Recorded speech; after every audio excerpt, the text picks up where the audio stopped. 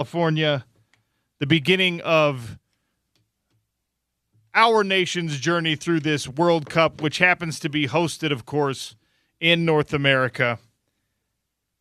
Mexico with 3 different host cities, Canada with 2 different host cities, the United States of America with nearly a dozen. And it's been awesome to see the social media posts, the videos, the experiences of European, especially travelers, worldwide travelers coming in and experiencing our great nation. Some of them, many of them for the very first time. And from the sports landscape, there is nothing bigger than a World Cup. Now, everywhere else in the world that is true. Here in the United States, it has not traditionally been true. I'm quite excited to see what the overall product of this tournament ends up being. I know that there were security concerns, and my belief is always that those things are going to be worked out. That'll resolve itself. Those things will resolve themselves, I should say. I don't know the Team USA. Again, first kick, 7 p.m. Mountain Time on Fox, on Peacock. I don't know that Team USA is going to do much, as we have talked about plenty, but there's juice to it for me because of the fact that we are the host nation. It's a Friday, summertime radio. We're going to have a little bit of fun today. There is a serious delusion happening in Lubbock, Texas right now that the Red Raider administration, staff, football team, athletic department, university, they're not doubling down, they're not tripling down, they're not quadrupling down. They're just going like all the way through. We're going to get into like the nth degree of doubling down and pretending that they are holier than thou with this whole Brendan Sorsby situation. It is absolutely bananas. I'm actually so eager to get down there to Big 12 Media Days and just to hopefully have even like one interaction with anyone from Texas Tech. Just one sentence of response. I want to look in the eyes of the Texas Tech people and see what I can see about whether or not they actually believe all the BS they're spewing about this Brendan Sorsby situation. Because it's not just the coach, it's not just the athletic director, it's not just the associate athletic director, it is the university president. That delusion has extended all the way through the fan base. If you tweet out anything right now, if you make a post about Texas Tech right now, some Red Raider account's going to find you and they're going to argue with you. And they drank the Kool-Aid, and that's fine. That's fine because I guess that's how we are with. I don't know. That's how we are with our teams, though. I guess though, that's kind of how you end up being sometimes. In any case, we're gonna play. They released yesterday. Kirby Hocutt, their university president. Kirby Hocutt's the athletic director. The university president, whose name escapes me at the moment, Joey McGuire, and a couple of their associate athletic directors, one for like student health. And they sat down, they had a little roundtable discussion. They posted the video on their social media. It is truly a sight to see. It is something that I know you've probably read snippets of, and I know that you've probably heard little clips of. We're going to give you at 11:30, we're going to give you the whole thing. We're going to allow you to listen to all of it. So you driving around in your car, sitting in your chair at work, maybe climbing a ladder, doing some roofs, whatever it is you're doing on a Friday, you're going to have an opportunity to just get into the psyche of Red Raider Nation and the leadership of Red Raider Nation right now about this whole scenario. And I just, at the risk of a lot of people tuning out because it's, as convincing as any disgusting American political rally, I want to play it all for you so that you can scoff and you can look around at whoever else is listening with you with incredulous eyes. It's bananas, and I'm going to play the whole thing for you. Well, I'm not going to play the whole thing for you. My guy Zach's going to play the whole thing for you. He's in for James Peterson today. Zach, what's up? The young buck is back, dude. What's up, dude? How you been? I've been great. Just been busy rolling sushi and just taking care of myself. You're wearing the soccer shirt right now. Yep. Okay.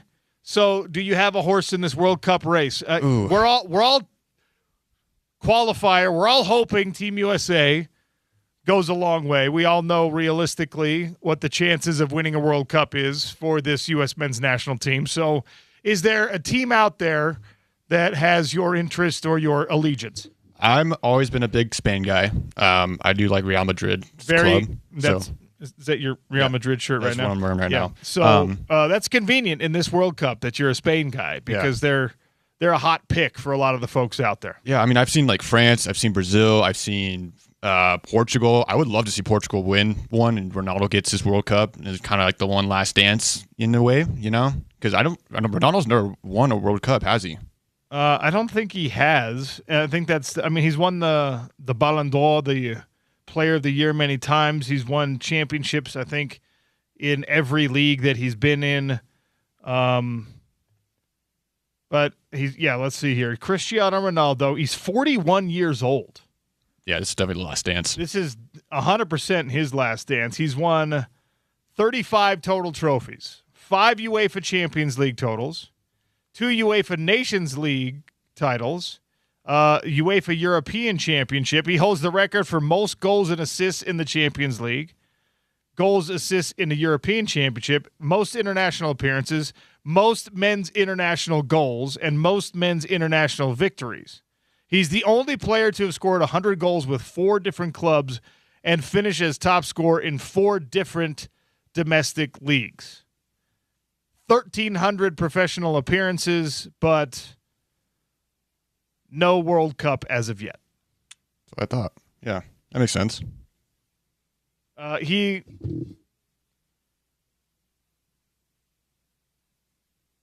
see. In the 2018 World Cup, he had 4 goals. He got the Golden Boot that as the top scorer in Europe, but no. 2022 World Cup was his 5th, so that means this is his 6th World Cup. I think that's also true for Leo Messi, if I'm not mistaken. Yeah, I think it's also true for Neymar as well. I might be wrong on that, but wild. Yeah. Anyway, okay, so maybe we'll see Portugal pull out the unlikely here. 877-353-0700. I've got a question for you. When the World Cup, like I said, like we've talked about for the last several weeks, and U.S. men's national team starts play tonight against Paraguay. So really, for our nation, as the host nation, it really begins in earnest tonight. Obviously, World Cup games played yesterday as well. Where does this fit into your soccer or into your overall sports fandom? Where does this fit into the overall bandwidth of what you've got to provide for, emotional energy and investment of time and all that kind of stuff? 877-353-0700. Reach out to me on Twitter at RealOCSports. I feel like during the 4 Nations, we all really jumped on board that American bandwagon, that patriotic hockey fan bandwagon. Obviously, the same is true during the Winter Olympics. During the Summer Olympics, we all become experts on whatever our favorite couple of sports are for just a few weeks. And then we forget that sport exists for the next 4 years. Soccer obviously occupies a very different place in the international sports space than the Olympics do. Soccer is a huge deal around the world, year-round, every year, all the time. MLS soccer has made significant strides in the United States of America. MLS soccer, for some of you out there, matters nearly all year long. The MLS season has been traditionally incredibly long. But the World Cup, in all of its glory, in all of its uniqueness, and its special kind of we are the world, global sports community flavor, how much bandwidth do you have for it? Pardon me with the frog in the throat. Nothing I can do. That's going to happen all day long. I just got to warn you. Where does it fit? And I asked that question because we have less and less room now, not only because there are more sports and entertainment options than ever before, but you're probably busier than you ever were. Life is more expensive than it's ever been. So maybe you got to pick up a second or a third job, or your spouse has to pick up a job where that means you got a larger load at home with the kids in the home and that kind of thing. Logistically, it's just impossible to pay attention to every sport you want to pay attention to. I've got one of these niche sports that takes up a lot of my time. I'm very invested in the combat sports world, the MMA world. I watch a lot of that. There's a huge event, by the way, this weekend, arguably the biggest spectacle that MMA has ever provided us with respect to the very strange Netflix card that we watched with the Ronda Rousey Gina Carano thing. The UFC White House card is happening this weekend on Sunday. And it's exactly, if you haven't been paying attention, it's exactly what that title says. They are having a professional mixed martial arts event in the UFC. They are setting up the octagon on the lawn of the White House, and they are having a mega card with multiple title fights, big-time showpieces, and it's made a bunch of headlines in the MMA world because it's like the first event that the UFC has deliberately almost lost money on, and they're like patting themselves on the back over that. Well, this is just for you, the fans. Well, there's no way we could make money on this. It's going to cost us $60 million just to put this fight card on because we had to create an outdoor arena. It's going to be weird. It's going to be wild. I can't I think you got to go all the way back to like maybe 2012. Maybe not that far, but it's been a while since the UFC has staged an event outdoors, and this one is outdoors. So you've got like all of these different things pulling you in different directions as a sports fan. College football has been a main driver here in our state for a very long time. Hockey occupied nearly 0% of your time. Hockey was something that you just probably paid very little attention to, unless you were the hardcore Utah Grizzlies fan, you were the NHL fan that always had the free space at the sports bar to watch the one TV that was on NHL hockey, you know. And now we've got this really exciting Utah Mammoth franchise that we've gotten to know a little bit, that the personalities seem to really fit the sports community here, that really seem to fit kind of the ethos of Utah as a state, as a culture. And so that's taken up some of your time, at least.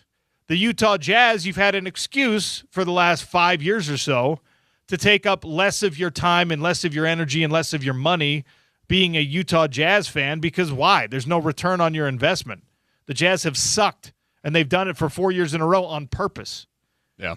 And I give a ton of credit to the Smith Entertainment Group and Ryan and Ashley Smith for helping to find ways to make it interesting, to make it at least worth your time to take the family out there, reducing concession prices and, you know, handing out thousands of tickets and all that kind of stuff. But it's been, I mean, the Utah Jazz for the last 5 years have been a glorified minor league baseball team. The minor league baseball thing is awesome. We have one of those also. The minor league baseball thing is great, but you don't even care who wins the game. It's about taking your kids to the ballpark or taking your date to the ballpark or going and hanging out with your buddies at the ballpark and just being out there in the summertime and enjoying an American pastime and having some snacks and some food and maybe some beer if you're so inclined. The Jazz have been that, but now the Jazz are getting serious again, right? And I don't care if you're a Utah fan or a BYU fan, your team has championship aspirations and is really pursuing not only glory right now and not only relevance in the 2026 season, but also ostensibly positioning in the near future for inclusion in whatever college football becomes. And we know that has more to do with your market size and your booster base and your university and your participation in things like AAU and whatever. But you got to win, right? Because when it comes down to separating the wheat from the chaff, and it will happen. I don't know exactly how it's going to look, but it is going to happen sooner than later. You want to be a team that has a case, that makes a case as to why you belong. And it's going to be harder if you have 0 bowl wins in the last 8 years, if you have a terrible non-conference record, if you have a terrible conference record, if you have a terrible record period. You go back to the last round of realignment that was sort of deliberate, and the last round of realignment that was positive for the University of Utah. There were a lot of people who were just like, the reason we got into the Pac-12 conference is because of what we did as Mountain West Conference champions. And some of that is true. That is partially true. But you had to have kind of both ends. You had to be a population base and a university that made sense for, at that time, a Pac-10 conference to invite. And you weren't their first choice. That's okay, right? But Colorado had nothing to offer on a football front. The University of Colorado had been embarrassing for the last decade or so, decade plus, when that invitation came for Colorado. For Colorado, it was all about who they were as a population base, the market being involved, et cetera, right? So you're going to thread these needles as a sports fan, and you're going to have to find a way, if there's a whole pie that you're going to figure out how to slice up, Utah football's got to be there, or BYU football if you're so inclined, but you're probably not listening to this show, let's be honest, if you're a hardcore BYU fan. So you got to probably at least like a third of your pie is going there. And then another third is probably going to the NFL because the NFL is king. And then, I don't know, maybe you're a season ticket holder, or maybe you're at least purchasing some tickets to hockey games or jazz games. Now they occupy the same season. Well, do you buy both? Do you buy one or the other? Do you get a half season of each? Do you get a full season of the Jazz and maybe go to one Mammoth game, or vice versa? And then you get into summertime, and it's like, all right, man, I got the kids out of school, and I got a boat that I want to get out on, and I want to catch a couple of fish. I want to go wake surfing. And I don't really have a sports thing in the summer. Well, guess what? Here comes the World Bleepin' Cup. So where does it fit for you? Is it the same as in the Olympics? Or because the Winter Olympics are happening while you're in a schedule, while you're at home watching TV, while you can't be outside, etc. How much World Cup soccer do you plan on watching? 877-353-0700 at Real OC Sports. Is it appointment viewing for you? Are you sitting down and watching it? Are you having watch parties? Are you doing the thing where it becomes, for the next few weeks, it becomes central to your planning as a sports fan, as a human being? Or is it one of those things where you're going to turn on Sports Center late at night and you're going to see how Belgium and Portugal and Spain and France are shaping up? Oh, Team USA got a couple of goals today. Yay! I'm genuinely curious, because the better this U.S. men's national team does, the more folks are going to jump on not only the U.S. bandwagon, but on the soccer bandwagon in general. Success for our home nation will, of course, beget attention for the tournament itself. If it's kind of struggling pool play and maybe you sneak out, maybe you advance and then you're out in the first round, does that then terminate your interest in the World Cup? For me, I was talking to my buddy Clay. Shout out Clay. Best soccer player I've ever met. The mightiest beat digger soccer player ever. His jersey is retired in the hallowed halls of Jordan High Athletics. Former soccer 5A MVP. But kids, that was before there was 6A in the state of Utah, all right? Went on to play some college soccer. I was talking to him about it yesterday. And, you know, it's an event that 3 billion plus people on the planet care about. And probably 150 million of those are Americans. Maybe. Right? Yeah, I would say so. And for me, it very much is like the Olympics. I love these special events. It's every 4 years.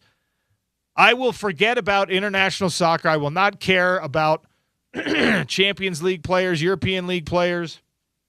I will barely care about MLS players for the next 3 or 4 years. Now, I shouldn't say that because this RSL team is getting pretty good. They're young and exciting, and if they start making runs for an MLS Cup, then I will be guilty of bandwagoning just like everyone else. But for me, It's exactly like the Olympics. Summer Olympics or Winter Olympics, I am all in for 2 to 4 weeks. And then I forget about bobsledding altogether.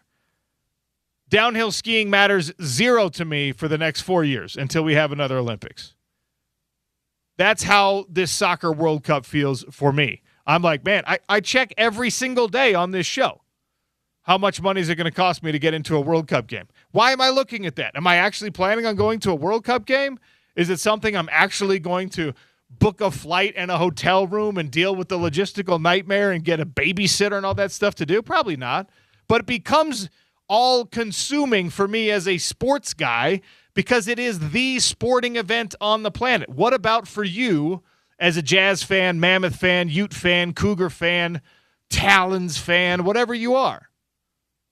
Zach, I'll start with you. What are you putting into it?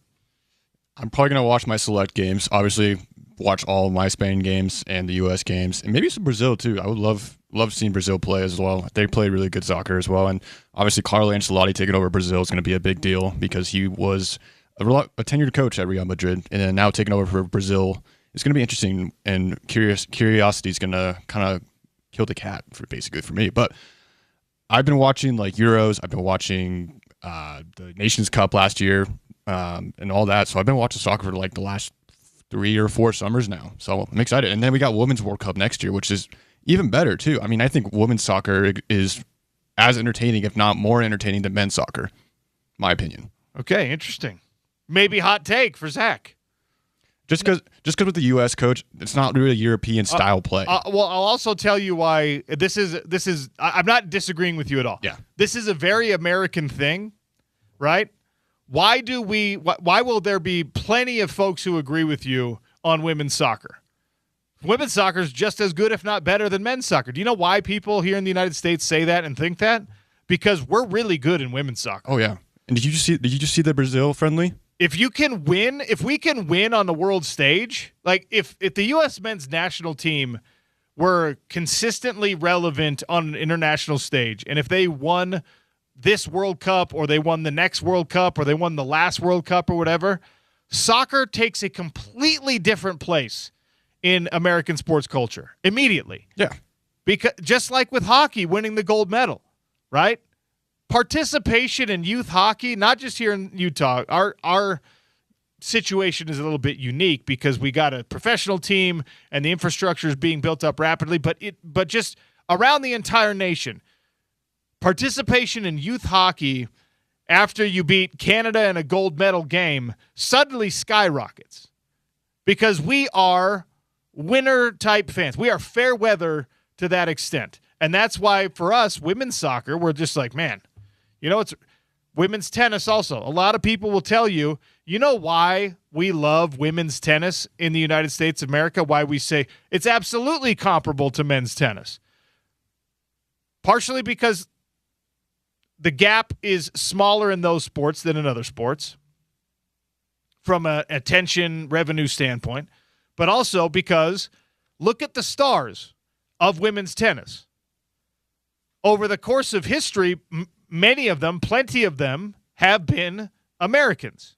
The greatest ever in women's tennis, maybe the 2 greatest ever, but certainly the greatest ever, is an American woman. So as Americans, we're just like, yeah, dude, women's tennis is dope.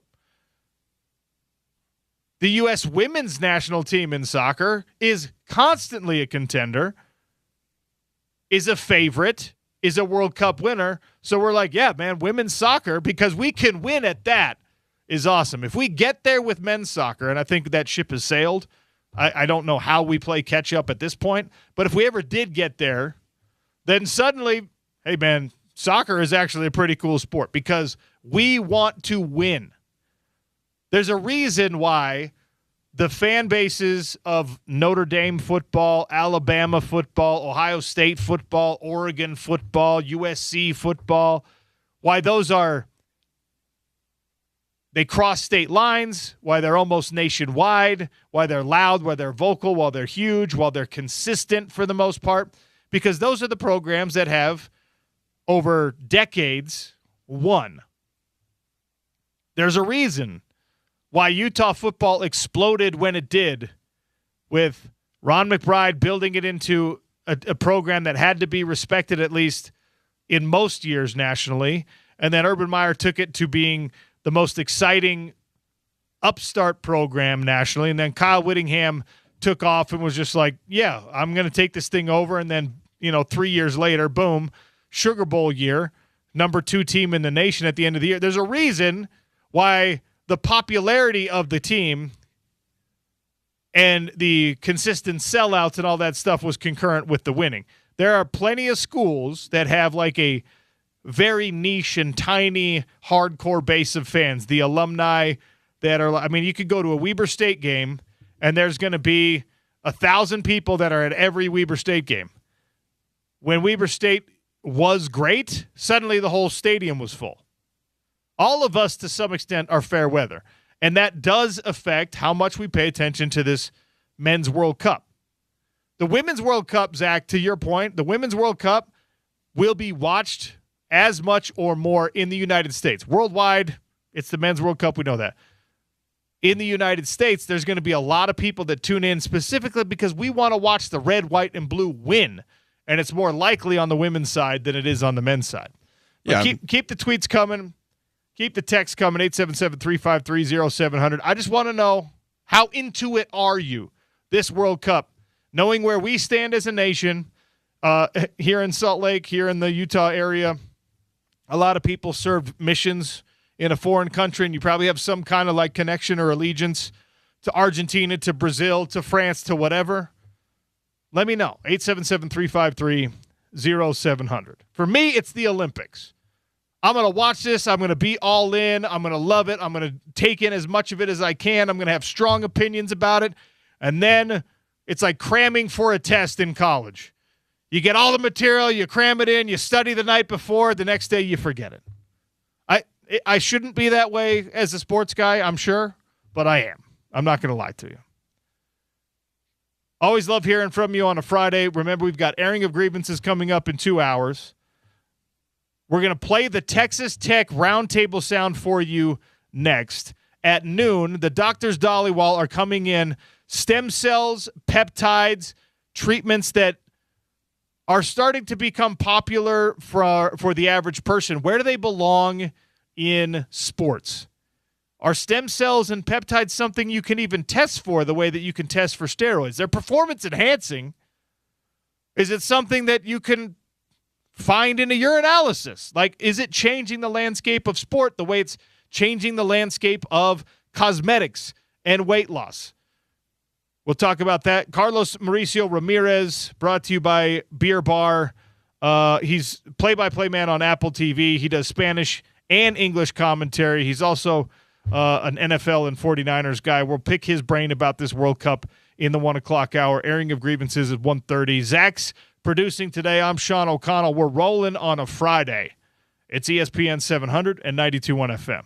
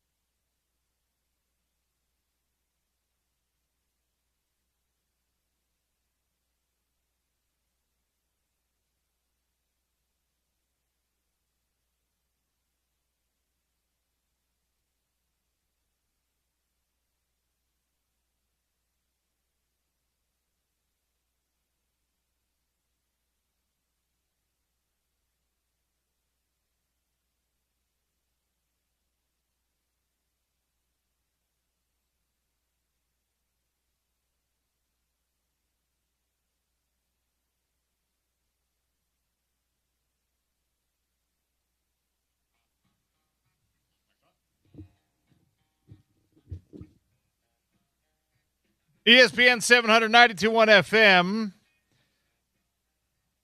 If you're a Utah fan out there who's been holding your breath to figure out when, maybe if, this Otro Capital deal was going to be finalized, it's done. Private equity partnership with Utah Athletics and Otro Capital has created Crimson Brand Partners, a new independent company that will manage ticket sales, merchandise sales, events at Rice Eccles Stadium, et cetera, et cetera, et cetera. They're going to find new revenue streams for the university. They're going to take their share of those revenue streams, but the infusion of capital, now that this deal is finalized, will begin. Expected, remember, the initial report was up to $500 million of capital for Utah Athletics. We'll obviously have to hold our breath, and see exactly how that is distributed, how much of that ends up in athletes' pockets, whether it changes hiring practices with coaches. Otro Capital is not supposed to have any influence at all on personnel decisions, player personnel, or coaching personnel. I have no reason to believe that somebody in a New York office of a private equity firm is going to have any input at all on the next open coaching search or the search for a wide receiver or anything like that. But the deal is done. It has been finalized. And that obviously is big news for the University of Utah because you have to have that capital in order to try to compete with the big dogs in the Big 12 and the rest of college sports. The big dogs like Texas Tech University, who's got all that oil money down there.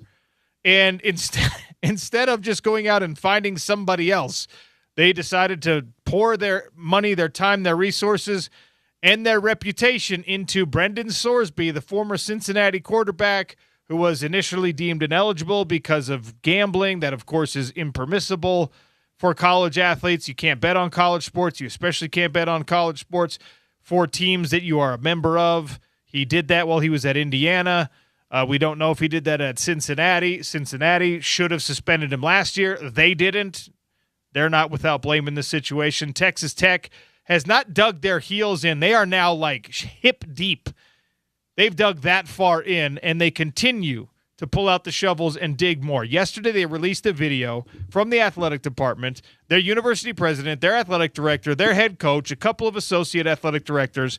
It's about 20 minutes long. I want to play the whole thing for you, and then we'll double up on the break because I need you to hear the full company line from Texas Tech. Take your notes. We'll dissect this later. It's the Sean O'Connell Show. Here's Texas Tech. Hey, Red Raider fans, welcome. Thank you for joining us. My name is Robert Giovanetti, Senior Associate Athletics Director for External Operations at Texas Tech. Red Raider fans, we know you're hearing a lot, you're seeing a lot on social media, a lot of noise about the Red Raiders, a lot of noise about Brendan Sorsby.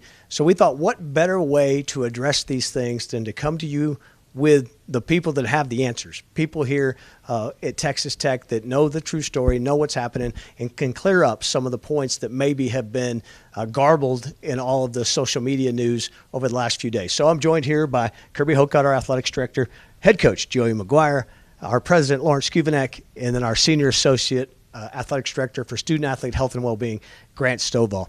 And President Skuvanek, we'll start with you. You're the boss. As you look at this, what is the issue and how we are addressing it as a university? Well, I think everybody should realize that first and foremost, our decisions in this matter have been guided by a conviction we have at Texas Tech, and that is we stand by and we support our students. Now, Brendan made a mistake. We acknowledge that. And mistakes have consequences. At the same time, here's a young man with a dream and a vision to pursue a career. And we felt not to have the opportunity to pursue that career, given the circumstances and the evolving changes in this world that these athletes face, was unfair and unjust. So we are attending, first of all, to his medically diagnosed condition, and we are prepared to support him as he pursues that career that he's spent his whole life working toward. That's what we do at Texas Tech. And as a parent and a leader in higher ed, I would ask that you look beyond the athletics issue in here and look to the individual who has been the center of this whole matter. And when you look at that, Texas Tech is uniquely positioned too. When you look at our Center for Study of Addiction Recovery, some things we've done for other students that maybe doesn't get this kind of publicity that this story has gotten. That's right. We have a Center for Addiction Recovery. It's been a national model for other universities who have established similar centers and institutions. So this is not something we've just started to do. It's part of our legacy and our traditions. And I think it speaks to the sincerity of our actions in this matter. We're doing this for Brendan, but we do this for all students. Kirby, it kind of ties in to us as an athletic department, our number one guiding principle, do the right thing. Talk about how we've done this in athletics and our role going forward with Brendan. Yes, I think you have to begin with the NCAA process, then follow that to the legal process, and then how do we look forward. And if you start with the NCAA process, when information came to us from the NCAA enforcement staff, we declared Brendan ineligible for competition based on the information that came forward. At that point, there's a reinstatement process that we began to seek for him to be reinstated as a student athlete. The staff reviewed that request and they denied it. And then we appealed it to a committee that's made up of individuals, athletic directors, my counterparts, faculty athletic representatives, compliance directors. And what we asked the committee to do was to look at the mitigating factors associated with Brendan's case. As is stated in the NCAA handbook, as part of their process, they will look at the holistic data and information with each case. Well, in this case, there was a gambling addiction, mental health diagnosis that was made. So as you look at the penalties, also look at these mitigating factors. And we asked for that consideration. Well, the committee denied the request as well. So at that point in time, Brendan had decided to begin his legal process. And I think here it's important to note that Texas Tech University, Texas Tech Athletics was not a party in his legal case, nor did Texas Tech or Texas Tech Athletics pay for his legal fees. This was all an individual initiative that Brendan and his legal team did. And by the same token, it was not a claim that sports wagering should be permitted. It was look at other mitigating factors. Look at the situation of a young man who needed help, who went to a rehabilitation center, who was diagnosed with various situations, and let's take this into account as you factor in your ultimate decision, NCAA. This was a legitimate legal process. It was a judge that is not from Lubbock, Texas. It was a judge that actually lives 300 miles away from Texas Tech University. The judge heard the arguments, and ultimately made a ruling. A lot of people don't agree with that ruling, and that's their right. But it was a legitimate legal process that he received an injunction. So at that point in time, we welcomed Brendan back to our football program with stipulations that we're going to talk more about, and our commitment to his health and well-being that Grant will talk further about. But where do we go from here? We're taking it day by day. This is a young man who has a gambling addiction. He has anxiety disorders that have been diagnosed by medical professionals, and we're taking it day by day. And as we go forward each day, we'll look at his compliance to the things that he's committed to. We'll look at his readiness, and he's taking it day by day as well. So it's a journey in front of us, and it's going to be a long one, but we're going to help him every step of the way. Grant, Kirby mentioned some of the guardrails and some of the processes were in place. As you oversee our student-athlete health and well-being, talk to us a little bit about what the program that we have put in place and how it's going to be monitored. Yeah, when we first found out what was going on, we contacted the facility that Brendan was receiving inpatient treatment at, and we worked with their staff. We worked with our compliance staff to put together a program that not only supports Brendan's long-term recovery, but also puts some appropriate measures in place to ensure compliance with his treatment plan. This was all part of his condition to return to our football program. So this was a well thought out and comprehensive plan that includes ongoing outpatient clinical care, individual and group treatment and therapy. We've set him up with a network of mentors across the country that have similar issues that he can speak with as needed. We've put a custodian of his personal finances in place. We've put monitoring software on his technology devices that ensures that he cannot place bets through that, as well as monitor any activity that he has on those technology devices. And then we also have routine compliance checks that will take place over the course of the next few months to make sure that he's following these orders. So this is, a well thought out plan.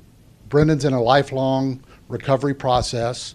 We're here to stand with him as he tackles these hard challenges that he's going to face. I believe it's the right thing to do, and it's in compliance with what things we've done for other student athletes that don't get the national attention that Brendan does. We've done it in the past, and we'll continue to do it because that's what we do as support student athletes. Robert, can I jump in here? Grant has done a great job leading our sports medicine and our health and wellness areas, and our commitment to Brendan was made before we knew the outcome of the NCAA case, before we knew the outcome of his legal case. But let me say this. Coach McGuire and I were in Houston, Texas last night, and we had one of the best turnouts and best events that we've ever had in Houston, Texas. And Coach McGuire, as he always does, did a great job. Everybody was excited. He opened it up for question and answers. The first question was a young man in the back of the room, and he raised his hand, and it was Dakota Allen. And I think it was the best thing that I needed last night was to see Dakota Allen. And Dakota said it made him so proud when he saw how Texas Tech University was standing behind Brendan Sorsby, because Texas Tech University stood behind Dakota Allen when he was a student athlete here, when he made some bad decisions, and we welcomed him back. We helped him, we welcomed him back, and without that, he said he would not be where he is today, which is working with his foundation in Houston, Texas, doing great things with the youth of that community. And it was just such a moment there that brought everything into perspective. These are young people that we serve each and every day. And addiction is real. And it's our jobs when young people fall down to help them stand up and to learn and move forward. And just seeing Dakota there last night and him speaking out about his journey and where he is today and the role that Texas Tech athletics played in it, it's what it's all about. So kind of speaking to that, though, Grant, answer when people say, hey, the worst thing you can do is put this guy back in a situation that got him in this situation. All right, I can't. I honestly, I planned on playing the whole thing for everyone. I just can't. It makes me ill. And I decided to cut it off right there. Thanks, Zach, for being on top of it. I decided to cut off right there because they by their own admission, right, this is the lack of self-awareness is truly stunning in this whole scenario by Texas Tech. They mentioned Dakota Allen. Now, if you're a fan of Last Chance U, old Scuba Tech, East Mississippi Community College, Last Chance U, the Netflix documentary series, Dakota Allen was featured on one of those seasons. Now, Dakota Allen, in this conversation I was just playing for you, they say, oh, Dakota Allen was there, and he stood up and said how proud Texas Tech was. Guess what happened with Dakota Allen? Here, let me tell you what happened with Dakota Allen. Dakota Allen broke a team rule. He was busted for burglary along with a couple of his teammates. He did something that was embarrassing for Texas Tech, that was embarrassing for himself, and he was expelled from Texas Tech University as a result. Now, the charges were dropped because he basically pled out of the charges. He agreed to join like a treatment program. What does that sound like? Similar situation right a counseling program, right? But the difference is, this is Dakota Allen, a former Texas Tech Red Raider. He started his career at Texas Tech. He got kicked out of Texas Tech because he did something he was not supposed to do. He went to East Mississippi Community College. He served his time and his punishment there. He did his counseling program on why you shouldn't break into people's houses and steal things. Well, you shouldn't do that anyway. Duh. And then, obviously, just like Brendan Sorsby knew, hey, you shouldn't be betting on college sports when you're a college athlete. You're not supposed to be betting, period, because you placed a bunch of these bets before you were even 18 years old. You were hiding your behavior because you knew it was wrong. Dakota Allen standing up in the back of the room and saying, like, I'm so proud of Texas Tech for standing behind the student athletes. Someone should pull him aside and be like, you remember what Texas Tech made you do? Yeah. They supported you. They welcomed you back. But remember how they made you go to Scuba, Mississippi? They made you skip a whole year at Texas Tech. Do you remember that, Dakota Allen? Do you remember that you did something wrong? You served your time. You did the punishment. And then you got to play at Texas Tech. That's all people are asking for. And the whole Texas Tech thing, they've gaslit themselves into believing that the college sports community wants Brendan Sorsby to be cast out and castigated and punished and reviled by Texas Tech University. I mean, go look at the social media posts from the university itself. Listen to that whole conversation if you can stomach it. And they're just like, we support our student. No one is mad about you supporting your student athlete here, Texas Tech. In fact, the right thing to do is for you to provide all the resources you can for Brendan Sorsby to overcome his gambling addiction. I'm not buying the mental health aspect of this thing at all. If that makes me insensitive and terrible, so be it. Brendan Sorsby does not have to play football for you in order for you to support him, in order for you to do what's best for his life, in order for you to send the message to teach him lessons that maybe he didn't learn at home about consequences and whatever else. You did it to Dakota Allen, who you're bringing up as an example in your own conversation. You did it to Dakota. You said, yeah, man, we love you still, but you're going to have to leave here. Do you know how crazy it is that they bring up a guy that they kicked out of school as an example? Go ahead, support your student athletes. Support the mental health of your student athletes. Support the addiction recovery of your student athletes. A lot of schools do this. We have seen Utah do this. We have seen BYU do this. You know what's a great, great story? Kyle Van Noy getting in trouble when he was at BYU, serving his punishment, returning to BYU, and having a wonderful career at BYU. It's a great, great story. Oh, yeah. That's a great story, too. You know what would have been a better story in the Jimmer year outcome? If Brandon Davies had been punished for a honor code violation and welcomed back with open arms and, NBA success. He actually has had a really, really successful life anyway. He's playing European basketball, and he's got a great family, and, he's a wonderful success story. All of these things are great stories.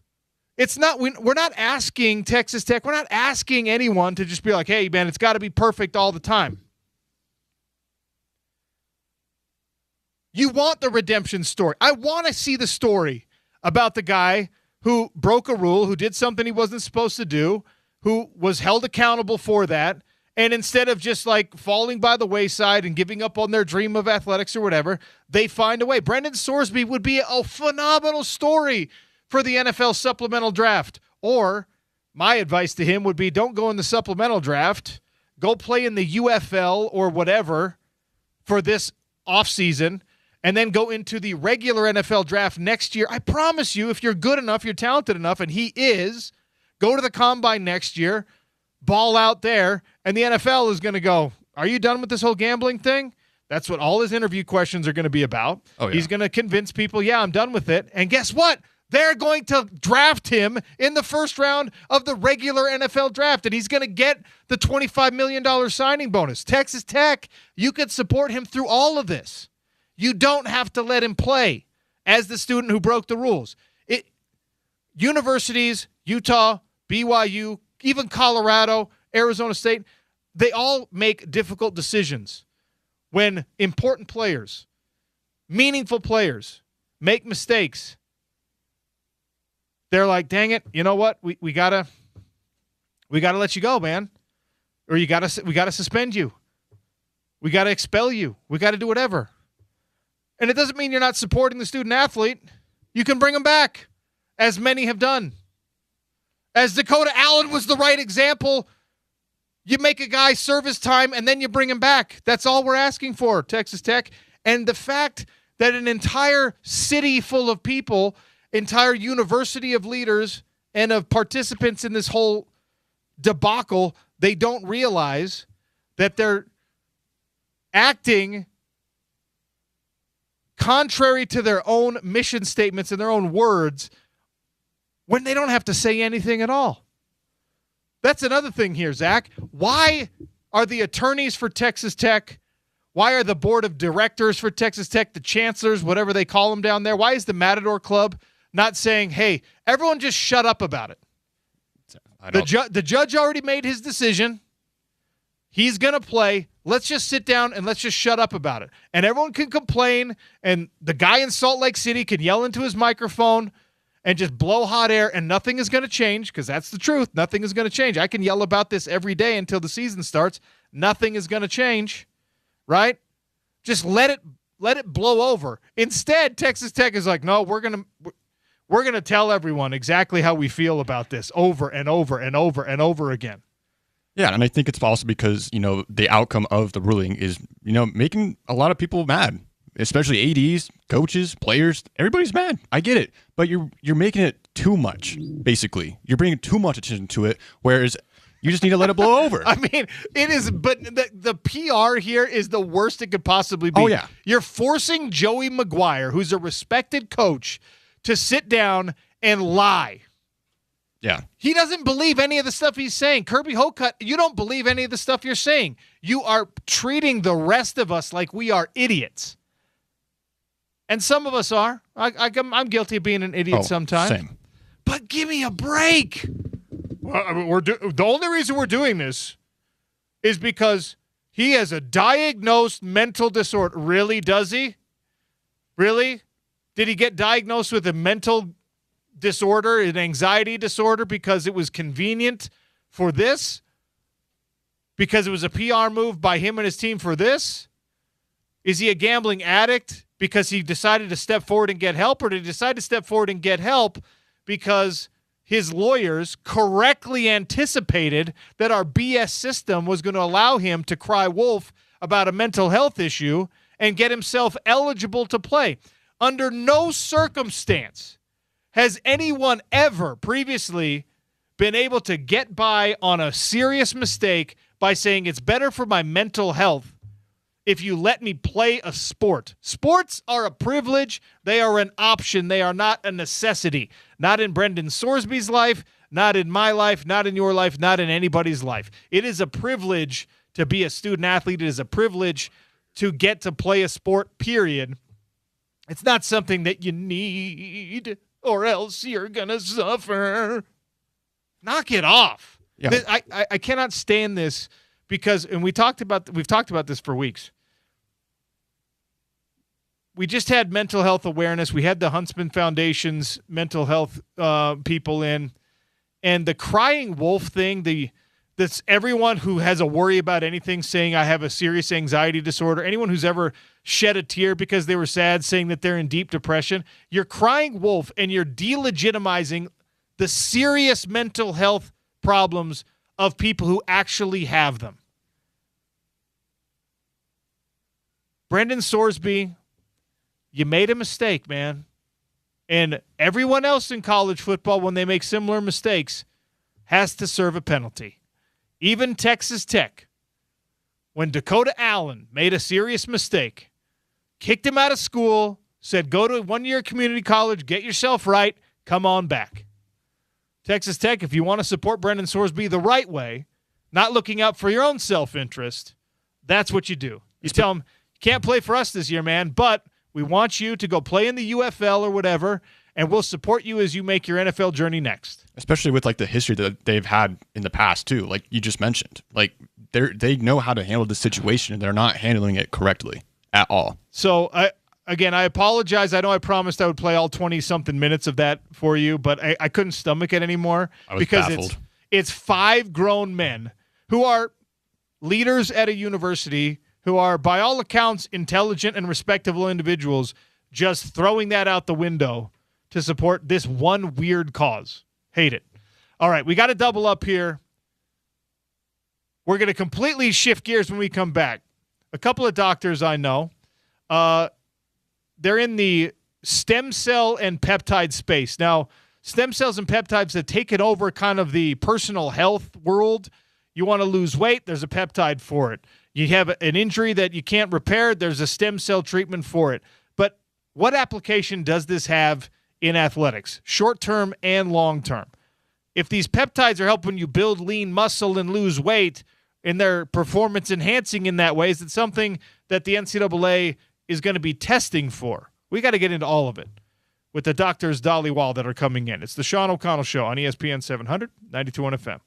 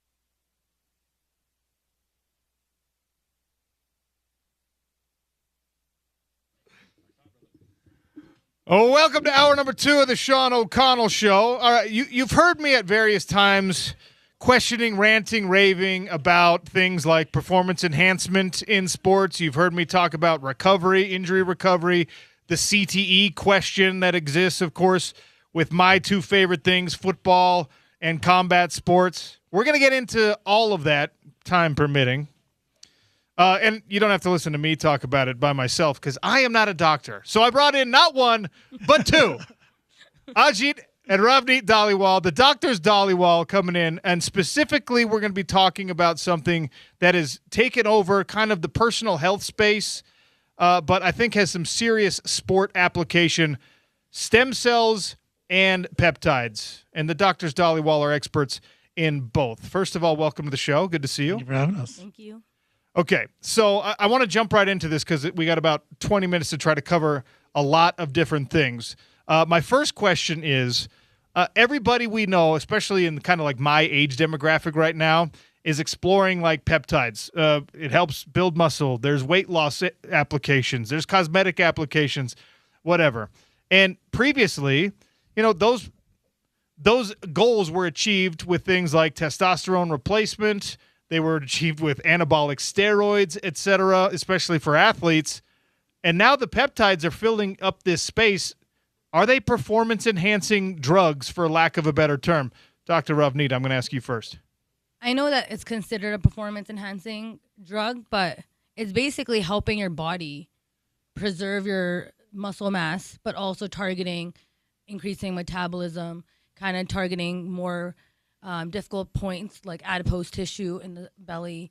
It helps with angiogenesis, which means increasing blood flow, and all of them have a anti-inflammatory effect. Can you test for them? If the NCAA decided, or the IOC, or whoever decided, we want to test for these the way we have tested for steroids, the way that we have tested for blood doping, that kind of stuff in the past. Could you take a urinalysis and say, oh, yeah, this person's on whatever, retatrutide? Yeah, so before we even get into that, we need to realize that it's not a drug. Right. Well, that's why I'm asking. They're amino acids. That's what I mean. They're literally a part of your body. It's something that's already in your body. It's like taking a protein shake that's really specific for one certain thing. For example, right, like your growth hormone. When you're younger, you're going, right? It's going up, and your testosterone levels are great. But as you get older, those cells get lazy. Yeah. So peptides are a form. These amino acids help your body basically trigger a signal to go release more growth hormone or testosterone. Okay, so growth hormone is a really great example of this, because in sports, it's kind of accepted that probably everyone in the NFL is on some level of growth hormone. It's really, really difficult to test for. It takes, as far as I know, it's like a blood panel that you have to do, right, to test for growth hormone. So these are not things that they're, like you said, they're not drugs. They're not performance-enhancing drugs. They're things that they're natural compounds that already exist in the human body. So if, I don't know, some University of Connecticut athlete was on these peptides, and that's why suddenly they've got the perfect six-pack and the lean muscle is increased and the blood flow is better, can you even test for it? So there's a difference between taking, like, for example, CJC 1295, which helps you release your growth hormone, or taking exogenous growth hormone. Okay. So you have there's a cycle, right? So one hormone will tell growth hormone to get released, right? But because that hormone is you're not like affecting it, then this growth hormone it's just going to be high without that being high. For example, it's like the negative loop back, right? So if you're taking exogenous growth hormone and it's high, and this is low, the growth hormone releasing hormone, then you know that someone's taking exogenous stuff. But they'd have to do a blood panel to find that out. Yeah, but with peptides is great because it's clean. It's just another peptide. It's an amino acid just telling your body, wake up, release growth hormone. Okay, so specific to that one, the way it functions, it is in a pulsatile fashion, so it doesn't negatively affect your feedback loop. Okay. So it's not saying there's too much, and now let's go to the source and try to decrease the production. It's releasing in your natural rhythm. So because you have to talk to me like I'm a 5-year-old, if I'm an NFL football player and instead of taking these these exogenous hormones or whatever in order to increase these things. I've switched over to peptides to try and help with the, some of the things that peptides are targeting. And then I have to submit my urine test. Doesn't So show it's up. not urine related. I think it depends on what peptides. So certain peptides, depending on what you choose, we do have specific labs that we want to start off with. Okay. Say you do interleukin LR3, right? We can get baseline labs and use that to gauge what it looks like at pre-treatment, during treatment, and post-treatment. But there are no specific labs that's going to say, hey, they're taking this. So Again, because it's a chain of amino acids that make a peptide, therefore a protein. I think everyone should take them. Nothing's going to come up on your urine. You're going to be fine. These are natural amino acids. So if This you're is playing a football, loophole. you should, like, for example, I have a patient, right? He was ex-NFL, played for the Patriots, all this fun stuff. And one of our physicians that work in our clinic in New York was like, how come you didn't do peptides before? He's like, because we didn't know them. Yeah. We didn't know about them. Well, we didn't have exposure. We didn't have, I didn't even know what that was. He's like, trust me, if I was back in the NFL, I would be still in the NFL if I had taken these peptides. Well, because you have like Wolverine. Wolverine helps with repair. That's You know what I mean. Like there's all of, I mean, you hear about it from just like your 50-year-old buddy. All of my 50-year-old buddies are ex-athletes, right? It's like, remember I had that shoulder problem? I couldn't even play pickleball forever. Yeah. It's gone. How'd you achieve that? All these peptides I'm taking, or I went and got a stem cell treatment or whatever, and you're just like, wait. So if you were able to do that while you were a college athlete or a pro athlete, and it doesn't, I mean, they're not regulated the same way that steroids are for obvious reasons. They're not regulated the same way. So we're finding potentially a new frontier in sports, not only in personal health, but in sports also, that could improve athlete longevity. And that was the point that I was making with the exogenous use. You can tell you're using outside stuff. Remember, this is natural. Yeah. So it's a part of your body. Your body's releasing the growth hormone. You're not taking it from somewhere else. That's where you use these like performance-enhancing drugs, right? And of course, peptides help in so many ways. Now that we have, and of course they're not regulated, and of course we're going through this whole geopolitical landscape, but they really do help. They've helped tremendously in repair, like BPC, TB, all that fun stuff, as you know. But one important thing I want to make is, I know it's a wild west out there. Everyone's just like you just said, your buddy tried it, so now you're going to try it. You guys need phisian oversight. Well, sometimes people take too much. I promise I was going to get there. I promise. Because it's just like anything else. And again, I went from college sports to the MMA space, and professional fighters. It is, you want to talk about a Wild West, because it's a bunch of poor dudes. They don't have money to get the good stuff. They don't have money to get physician oversight. So people for a long time were just like, yeah, I got this like random vial of something that has Chinese writing on it. I don't know what it is, but I'm going to inject it into my body. The space now is getting, and you obviously in your clinics are in this world where you're getting into a place. We're getting into a place now where you can take that danger out. You can take that guesswork out of it. And athletes or non-athletes, if you're someone out there listening, you can do this within a very reasonable health protocol with physician oversight, to where you're not taking the risks that you used to take, right? Yeah, exactly. And I think it's important to note that some require maintenance labs while you're doing your treatment, right? We have to be mindful of some peptides require a washout period of 4 to 6 weeks after you're doing a 12-week to kind of reset and make sure we're not impacting the natural release of your growth hormone or whatever it is making sure that we're doing it in a safe way and dosing is appropriate. I think that's the key, is making sure that we're dosing appropriately, making sure we're getting the pre-lim labs if indicated, and then following up during the treatment as well as post.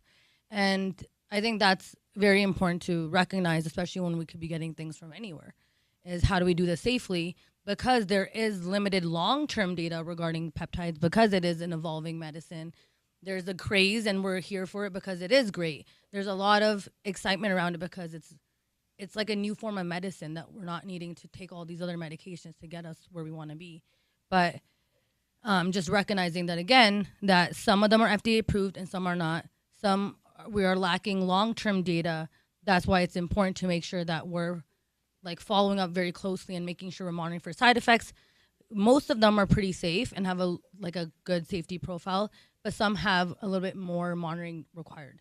Ajit and Ravneet Dhaliwal are our guests here on the Sean O'Connell Show. A couple of doctors that actually, you're opening a clinic where people can seek out these types of treatment, peptide, and I wanted to make sure we get to stem cells because in the sports world, we've all read these articles about our sports heroes, right? Like, oh man, Peyton Manning's neck was gone, and then he went and got stem cell treatment, or he got PRP treatment, and magically he was able to milk a couple more years out of it. And a lot of people are like, oh yeah, but I don't have the resources or the time or the whatever. I'm not flying to Costa Rica. I'm not going down to some clinic in Panama. Well, we're lucky here in the state of Utah that this is accessible now here in our home state. No, it's amazing. So I feel like in America, we've been so behind. Stem cells can be an alternative to surgery. Think about this, right? You're an MMA fighter. I have a lot of MMA fighters in New York. They can't get surgery. Then they're out for like 8 weeks doing PT on pills, right? Just because they got surgery. Yeah. Complications like infections, all that's fun stuff, right? And then guess what? Your rank in the MMA, it goes fast, right? You all of a sudden you're only as good as your last fight, exactly. And if you're out for a year, you're almost out all the way. So what if I told you instead of going to Panama and Costa Rica, where CDI, Mexico, like Joe Rogan talks about it, we now have it here, and now instead of doing that surgery and being messed up, you can still see this sometimes better results with stem cells. Obviously, sometimes you need surgery, but we can do that. It's a one-time injection. If one injection can get you back to your regular life, back to you fighting, back in the octagon, you guys got to see some of my fighters. One injection, that's all it took. Back. Well, and it doesn't have to be an athlete. I actually was talking to my wife about this. After our first child, she had there's some weird neurological thing. She's got this impingement in her back, whatever it is. It's this, probably sad. It's this crazy situation in her upper back where she's just like, we've done everything. She's gone to chiropractors. She's gone to orthopedists. She's gone to everything. And she's like, man, I guess I'm just going to live with this pain for the rest of my life. And then we had our first conversation a couple of weeks ago. And I was like, well, we got to try to get you, like, if we've gone through everything else, we should try the stem cell thing because it's your body's natural processes and maybe it'll repair itself. And she got all she was like teary-eyed, excited about the possibility because when you feel like you've exhausted all your options and then there's this other new frontier, you could feel pretty good about it. And we've talked about this with neurological potential injuries, right? I'm in the CTE space. I'm in the head injury space, football, combat sports, etc. You sent me a video this morning of a neurological patient of yours that has significant strides in recovery with a neurological injury. And obviously those are crazy complicated. And oftentimes it's just about slowing down the downfall. You're getting actual recovery.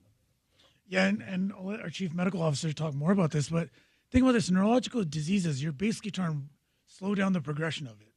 There's no reversibility. This is a patient who was 32, couldn't walk, had numbness, tingling, thought he was screwed. And we did do the treatment because stem cell therapy and exosome therapy and mute cells have shown significant recovery, significant restoration of nerves in, for example, other countries. So I'm like, okay, we can do it here. We did this protocol. This guy's walking again. You saw the video. He's so happy. He thought his life was going to be like this for the rest of his life. You're 32 and you deal with that. That's not good. But, I think also noting that, again, a lot of stem cells work at basically regenerating your tissue, right? And so stem cells are pluripotent cells that can differentiate into other types of cells, including neural cells. So, it's using your own body to regenerate and repair itself, but also helping decrease the inflammation around these nerve cell endings that can contribute to some of these kind of chronic conditions. And the reason I wanted to bring the doctors in to talk about this in the sports perspective is because, we've got parents that listen to the show. We've got active athletes that listen to the show. You got former athletes that listen to the show. And these treatments or potential treatments, they're so far-reaching in the implications of, just extending your career potentially, preventative medicine to where instead of getting that little cleanup surgery, maybe you get an injection and your body repairs itself. And for me, obviously the neurological stuff, because, we were talking a couple weeks ago, I'm 42 years old. I have the lower back of a 90-year-old man. And it's just terrible. I don't. Well, congratulations. That's great for you. Thank you. And it's terrible because, and then every time you talk to someone who's had back surgery, they're like, don't have back surgery. Back surgery is so scary. The recovery is so terrible. It's such an intricate process. that, sometimes like the mistakes are there.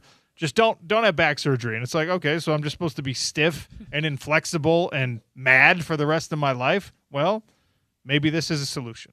Go ahead. So I actually did have back surgery. It was brutal. I couldn't sleep. Like I was like, I don't say I was popping pills, but I was definitely using pills because you can't function. Yeah. You're in pain. This is the most excruciating pain. Then I'm like, okay, I got to opt for surgery, right? They shave off some of my back and still got sciatica. I mean, you're young. And then you're like, this is the rest of my life. Then I had to worry in my clinic, right? I was like, okay, I needed to get surgery. That's one thing I needed to do. Got surgery. Nothing changed.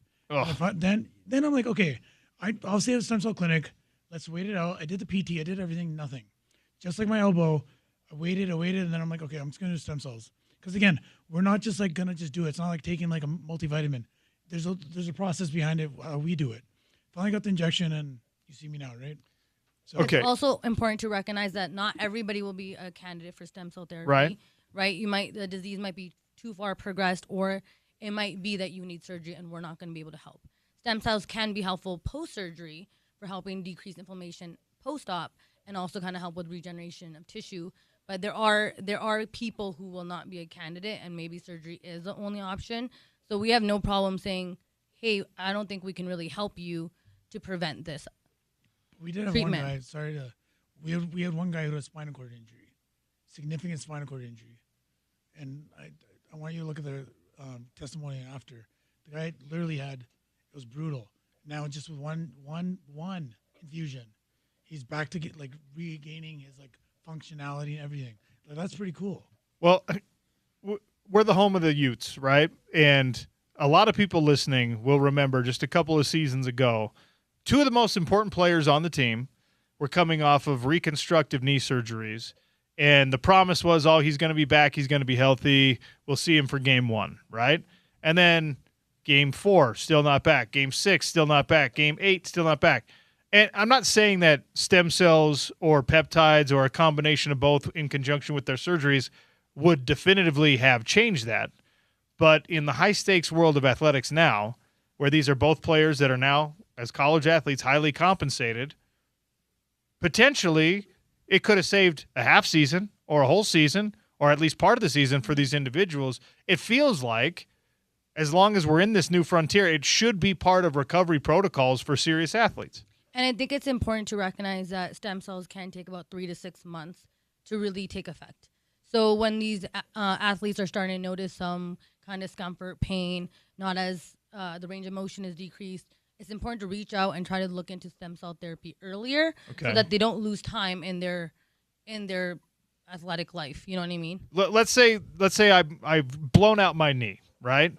And I know I have to get the surgery, right? Is there any reason not to, in conjunction with the surgery, be like, let's do the surgery, let's get the cadaver ACL, whatever, and let's shoot this thing up with some stem cells and see how much. That is the best thing. That you is can do. the. You just cut down your time from 8 weeks to possibly 4 weeks, possibly 3. But you want him to play game 1? Yeah, get the surgery, get the stem cells in, get those millions and millions of construction workers, billions of exosomes, get the peptides in.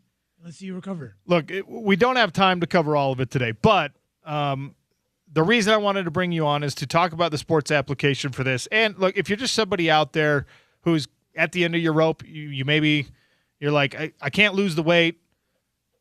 I can't get this knee to feel better. I can't get this back to feel better. The Doctors Dolly Wall, they've got a clinic opening. The grand opening's tomorrow, right? Yeah. Give us the info. So grand opening is at our Mill Creek location, 1345 East, 3900 South, Salt Lake City. It's from 11 a.m. to 4 p.m. You guys can come ask us questions. We're able to throw in some free consults depending on how interested someone is. But just come, ask questions, and we're there to help answer as best as we can. What's the name of the clinic again? It is Regen Health Physicians. Regen Health Physicians. They're here. They're opening in Utah. It's not just like this weekend. It's going to be a permanent fixture in our medical community now, and I'm excited about the implications for myself, for my wife, for all the student athletes, for all the professional athletes. Utah is one of the places in the United States where you can get stem cell therapies legally, and I've talked about this with the doctors. These are ethically sourced stem cells. This is not the kind of stuff you have to worry about where it came from. They have the documentation on all of it. If that's a concern of yours, come to the grand opening. We'll talk about it more, but you can obviously you can get that as part of your treatment program. Guys, thanks for coming in. Thank you for having us. Thank you. I could pick your brain for this I know. like for another hour, but we got clocks to stay on. The Daily Dump is coming next. Zach, hit it.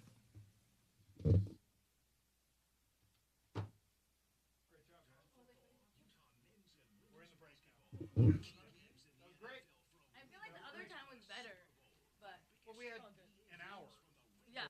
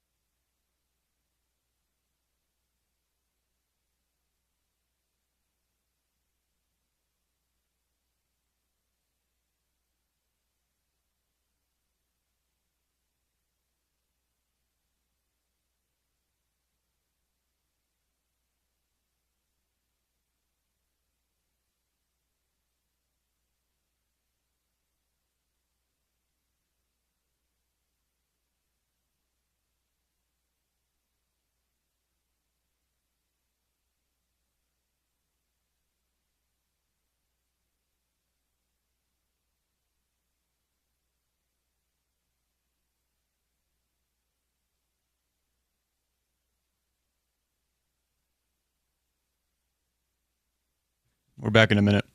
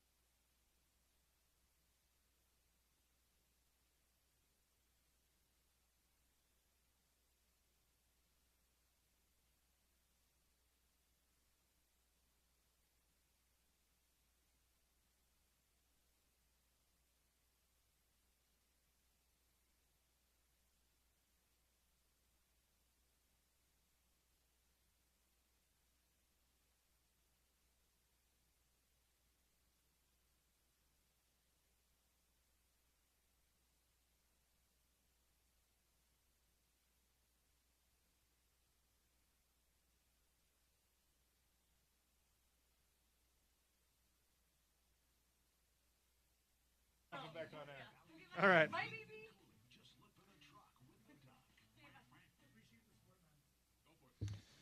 Well, welcome back to the Sean O'Connell Show. Time for the Daily Dump, brought to you by Valley Plumbing, Heating, and Cooling. The truck with the duck, if you've got an air conditioner problem, if you've got a furnace problem that you don't want to wait until it gets cold again to handle, if you just got a drain that needs to be cleaned, you got a leaky pipe somewhere, the Daily Dump is brought to you by Valley Plumbing, Heating, and Cooling. Look for the truck with the duck, valleyplumbing.com. You can set an appointment on their website. Did you see the Seattle Seahawks Super Bowl rings?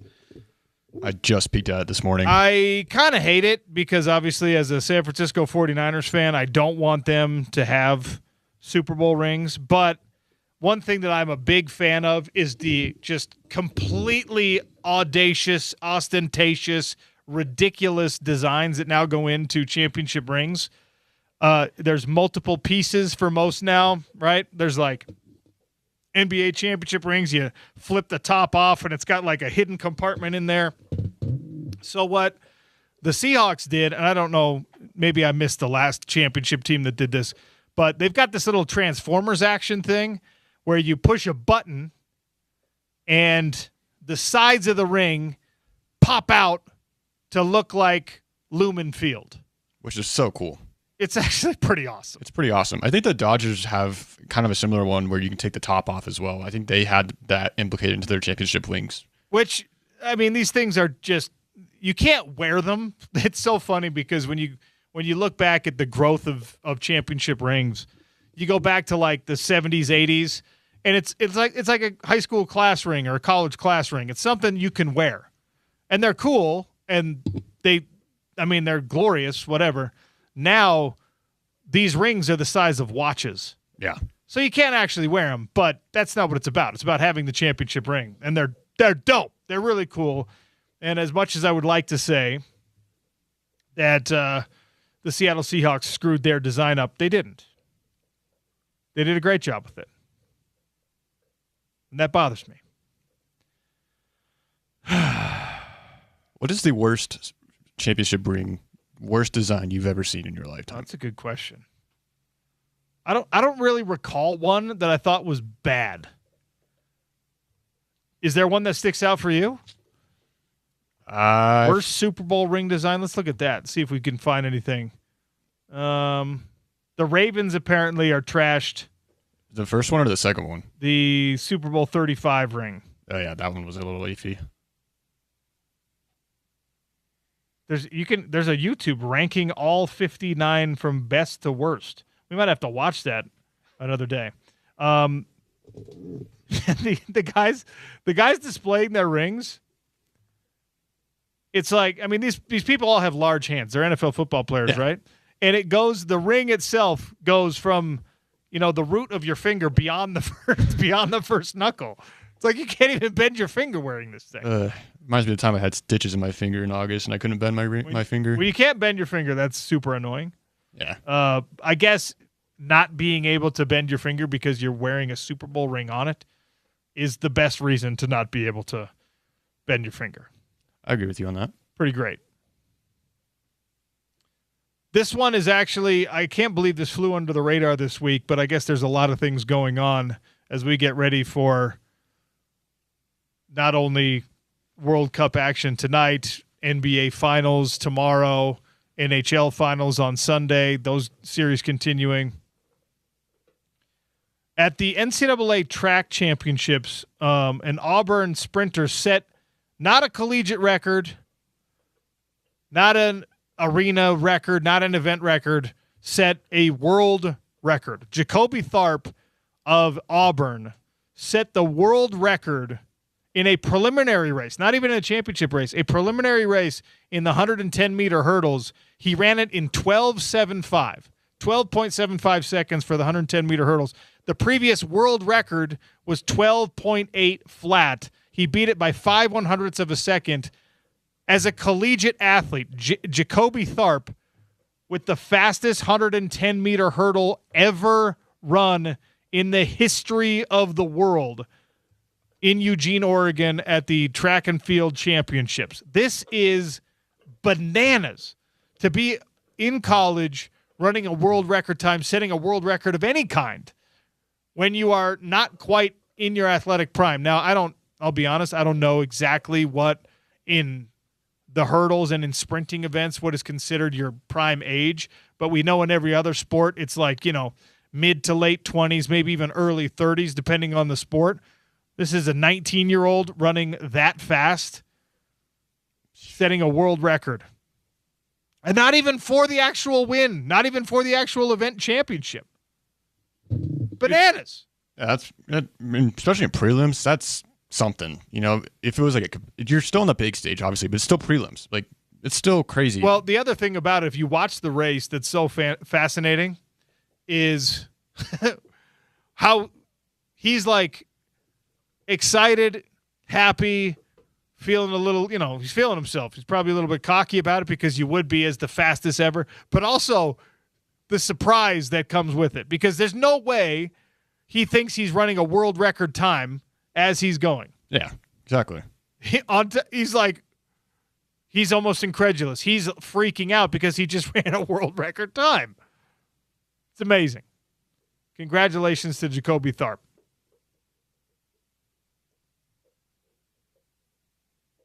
More coming on the Daily Dump here. We talked about this a little bit yesterday, but the European experience of World Cup fans who are showing up and they are kind of enjoying America for the first time, and also the athletes that are relatively anonymous in the United States versus the notoriety they get worldwide. Now, if you're Leo Messi, everyone in the United States knows who you are. Everywhere you go, people are still going to probably try to get that photo with you. If you're Cristiano Ronaldo, same thing is going to happen to you. We talked about the young man from Spain, this 19-year-old who is Lamine Yamal, who is Mr. All Everything in Barcelona, but was shopping at a Walmart in Fort Oglethorpe, Georgia, pushing his own cart around, and nobody was any the wiser. They're just like, he just looks like any other college kid, which is probably an immense relief for him in a scenario like that. Pretty cool that he gets to do it.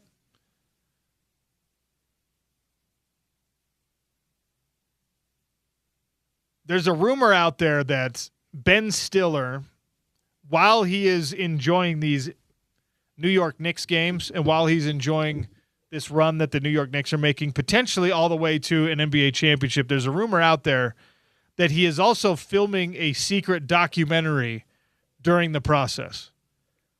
Really? That we're going to get like almost in real time the release of a New York Knicks like championship run kind of thing. That there's a bunch of smoke and potentially fire out there that extra cameras are courtside, extra cameras are in the bowels of Madison Square Garden, that some of the other celebrities have been interviewed by like non-traditional sports outlets or even media outlets. Like there's just like, kind of a random person here or there getting the sound bites, getting the on camera of like an Adam Sandler, or from Game 4, like a Taylor Swift or whatever. And a lot of this activity seems to be swirling around Ben Stiller, who of course is a big time New York Knicks fan.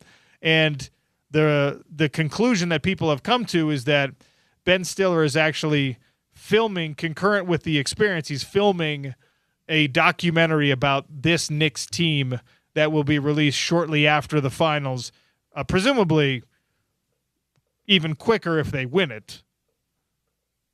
I imagine if they lose, that might change the plans, but yeah. Will you watch it? I don't know. That's a good question, actually, because it depends the context of, past couple seasons where if they've been close, make the playoffs, make the second round or the finals, and they lose. But now you're actually in an NBA championship, which if it goes from like season to season to season, I'd probably watch it. But if it's just like just lone season, probably not. I think it seems like it's just for these playoffs, and you've had it used to be a thing where you could order the special edition Sports Illustrated magazine that had like, oh, this is the Seahawks Championship Edition, Sports Illustrated. And then it got to where you could order the DVD, and it was always long after the fact because you had to go through the editing process and whatnot. You could order the DVD of that glorious Tennessee Titans season or whatever. Now you could just put this onto a streaming platform. Amazon buys it, Netflix buys it, whatever. And, of course, I mean, with how good and talented some of these workers are, some of these editors are, you could be putting this out in an episodic format. You could be getting these like every week. And I don't know how much access this alleged crew is having to the actual team. That is where the entire crux of it comes for me. Because if all you're getting is a regurgitation of the media that we've already seen, of the interviews from Derek Brunson and Mike Brown and Karl Anthony Towns that we've already been able to get our sound bites from, I don't know if I'm going to watch a special New York Knicks championship run documentary. If it's something that is exclusive access, it is Ben Stiller talking to Jalen Brunson, between games. If he's allowed to go to shoot-arounds and we get like the picture of where they're eating in San Antonio and that kind of stuff, then, that I'm a sucker for that all-access type stuff. Oh, same. Absolutely. And it's like Quarterback, the Netflix show Quarterback, it's kind of interesting to see like the background of, a quarterback in the NFL, their outside life out of football kind of, or, what they do in a bye week or whatever they're doing. Like it's interesting to see kind of like the background noise of a player or athlete in a professional league. Daily Dump brought to you by our friends at Valley Plumbing. Look for a truck with a duck for any problems you have with your home, heating, cooling, or plumbing. All right, got to take a quick one here, and we'll talk in more detail about the deal that was finalized. Ocho Capital and Utah Athletics have been flirting with this whole thing, and it was announced, and then they had to go through the paperwork, the due diligence. We saw the report from the Utah State auditor, all that stuff. Never in doubt, but the deal is done. Crimson Brand Partners is official. Money is coming from Ocho Capital to the University of Utah. What does it look like? What does it mean? How will it affect the future of college athletics in our great state? We'll try to unpack some of that, and we'll give you a PGA Tour leaderboard update next on the Sean O'Connell Show, ESPN 700 and 92.1 FM. You are clear.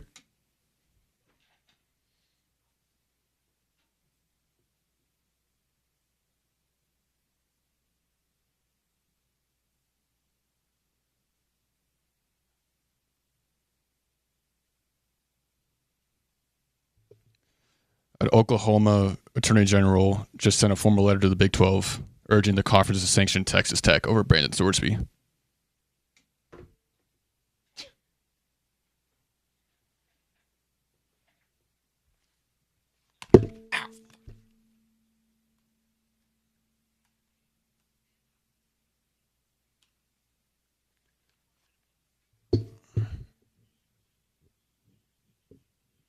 And then do you want me to send you the interview with the doctors to you?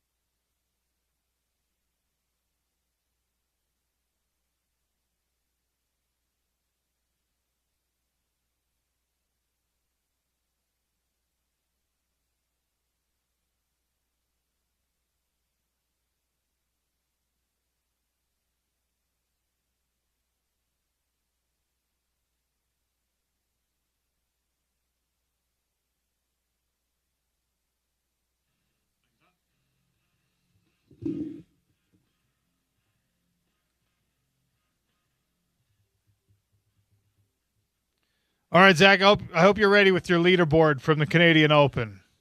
That's how we roll around here. I abdicate my responsibility to give the leaderboard update myself. I just tell people that our leaderboard updates are brought to you by our friends over at Uinta Golf. Father's Day shopping starts and hopefully ends at Uinta Golf.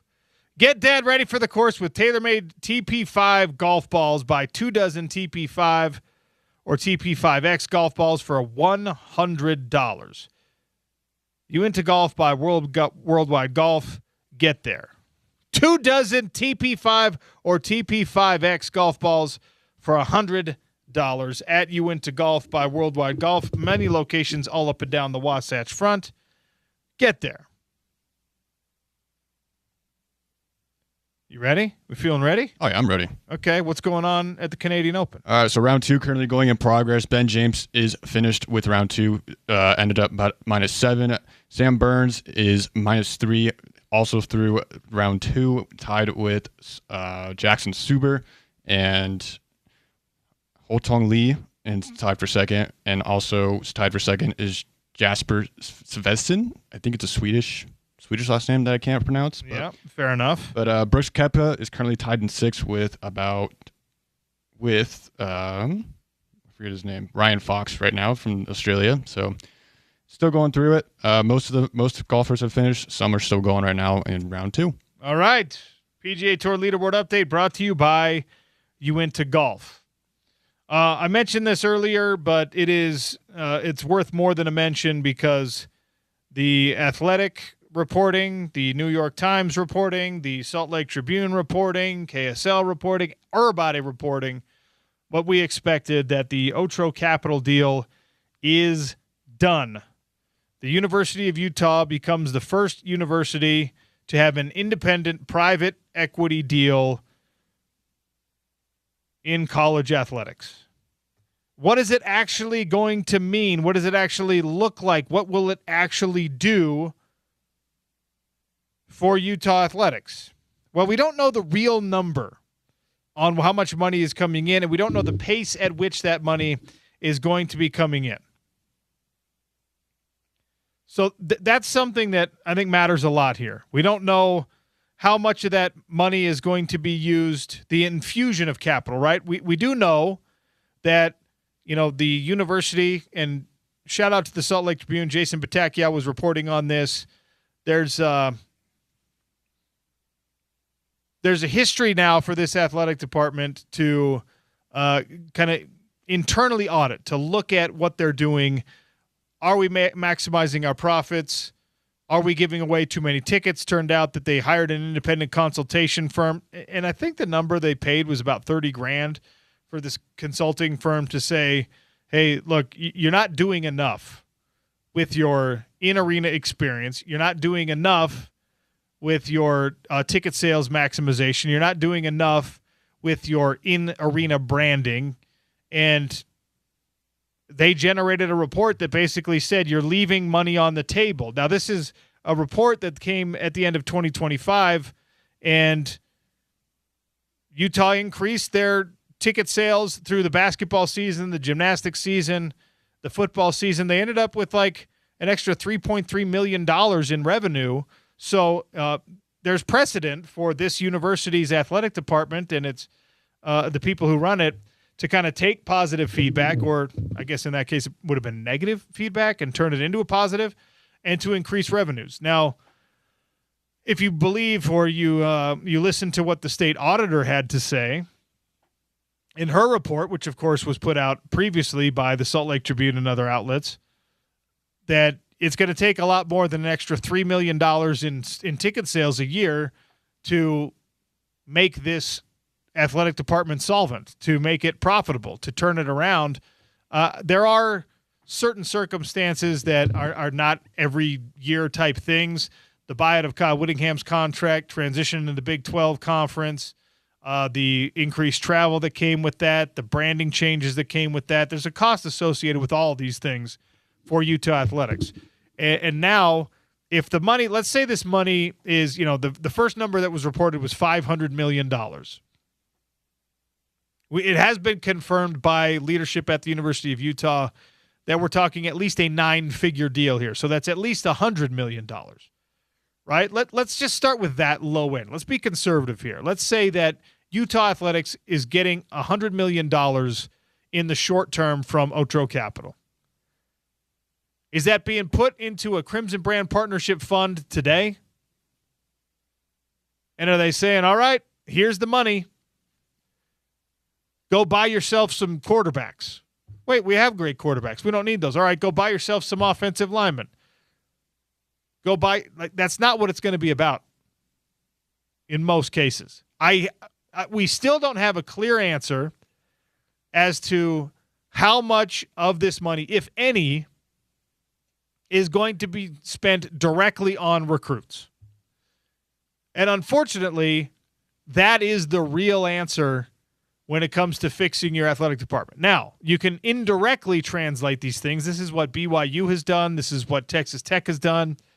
You can indirectly translate support from your boosters that previously were like, well, yeah, we're helping you build the buildings with our donations. We're helping you increase your sort of fan infrastructure with these buildings. We're helping you endow scholarships with these donations. We're helping you, right? And instead, if that money's going to come from Otro Capital now, that money's going to come from a private equity firm. Now, the $10 million that you needed in NIL deals can come from real NIL deals instead of going to the Garfs and the Garners and the Huntsmans and, the Marriotts and some of those companies, and you're saying, hey, I need this for this player, I need this for this person, I need this for this building. We just built a baseball field. Can you pay us for that? Now your donors don't have to pay for that, presumably. Now you can use that money for players. The donor money can be NIL deals that may or may not have to be cleared through the College Sports Commission. You may or may not care about whether or not you get signed off on those things. You may or may not have any kind of context in enforcement from an external body. I have no idea how Utah Athletics is going to be handling that moving forward, because if you want to keep up with the Joneses are just going to pay the players, and they're going to ask forgiveness rather than permission. Right? Because this College Sports Commission has continued to bog down deals, NIL deals in court, and bog down deals in their enforcement process, while student athletes have been promised, hey, yeah, we're going to, you're going to come here and we're going to give you this. And they're, this commission is being told, or is telling people, that's not a legitimate business reason. That is a pay for play. And everyone on every campus is like, yeah, but you can't unring that bell. We did the pay-for-play thing already. We were doing it for 30 years with Bagmen. Now we're doing it for real, and we're not going to undo it. So if you're going to stop this deal from going through, you better stop the Texas Tech deal and the BYU deal from going through also. So, again, the cost of doing business now from a player roster in college football, if you want Morgan Scalley to be successful, if you want Colton Swan to have the defense that he needs, if you want Kevin McGivern's offense to produce, top 10 numbers or top 25 numbers even, you have to give him a salary cap that makes sense. And I think the minimum salary, I'm talking the minimum, the salary floor in Power 4 football right now for you to compete is $25-ish million, is my belief. You want to be a college football playoff team, you have to have 20 minimum, 25, 30. The big boys are going to have $40 and $50 million rosters, as we have talked about ad nauseum. A lot of people got mad at me on the old Twitter machine last year when I was throwing out my random hypotheticals. But, from revenue distribution, from revenue share, which student athletes get roughly $21 million, but that's for the entire athletic department, right? So let's say football gets 16 million of that, right? then you've got to have these donors that make up the gap the rest of the way. Is this private equity money going to free up funds elsewhere that can be spent on players? That is the biggest key here. Can Crimson Brand Partners directly pay players? Can they create brand partnerships that are legitimate deals, that are legitimate endorsement deals, but that allow you to pay the players? Is that where any of this money is earmarked for? That's the biggest question. Because there's a lot of ways you can improve your athletic experience. You can get the better seats, and you can have one of the recommendations was eliminate media seating and make it like luxury boxes. The media loved that. Does the Otro Capital deal allow you to spend more money on players? I think the answer has to be an obvious yes, or we're going to be looking at this thing like, wow, how much did it really help? I just need to know the mechanism. How does it actually look? Because if private equity is giving the money to the players, it's pretty direct, and they're going to have to have a say in that eventually, which gets messy.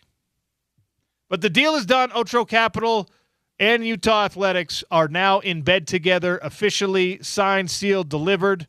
Fingers crossed that it ends up being something that is beneficial for this program. Carlos Mauricio Ramirez, Apple TV play-by-play man, to talk a little World Cup next as U.S. men's national team gets ready to take on Paraguay at SoFi Stadium tonight at 7 p.m. It's the Sean O'Connell Show heading into hour number 3. Airing of grievances begins in 29 minutes. Be ready. It's ESPN 700.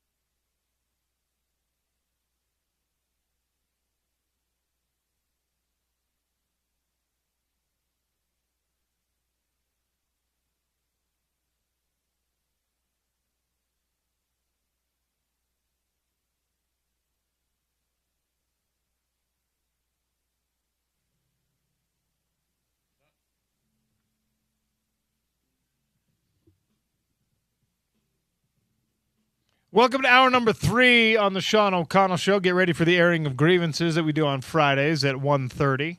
Get your texting fingers ready for that.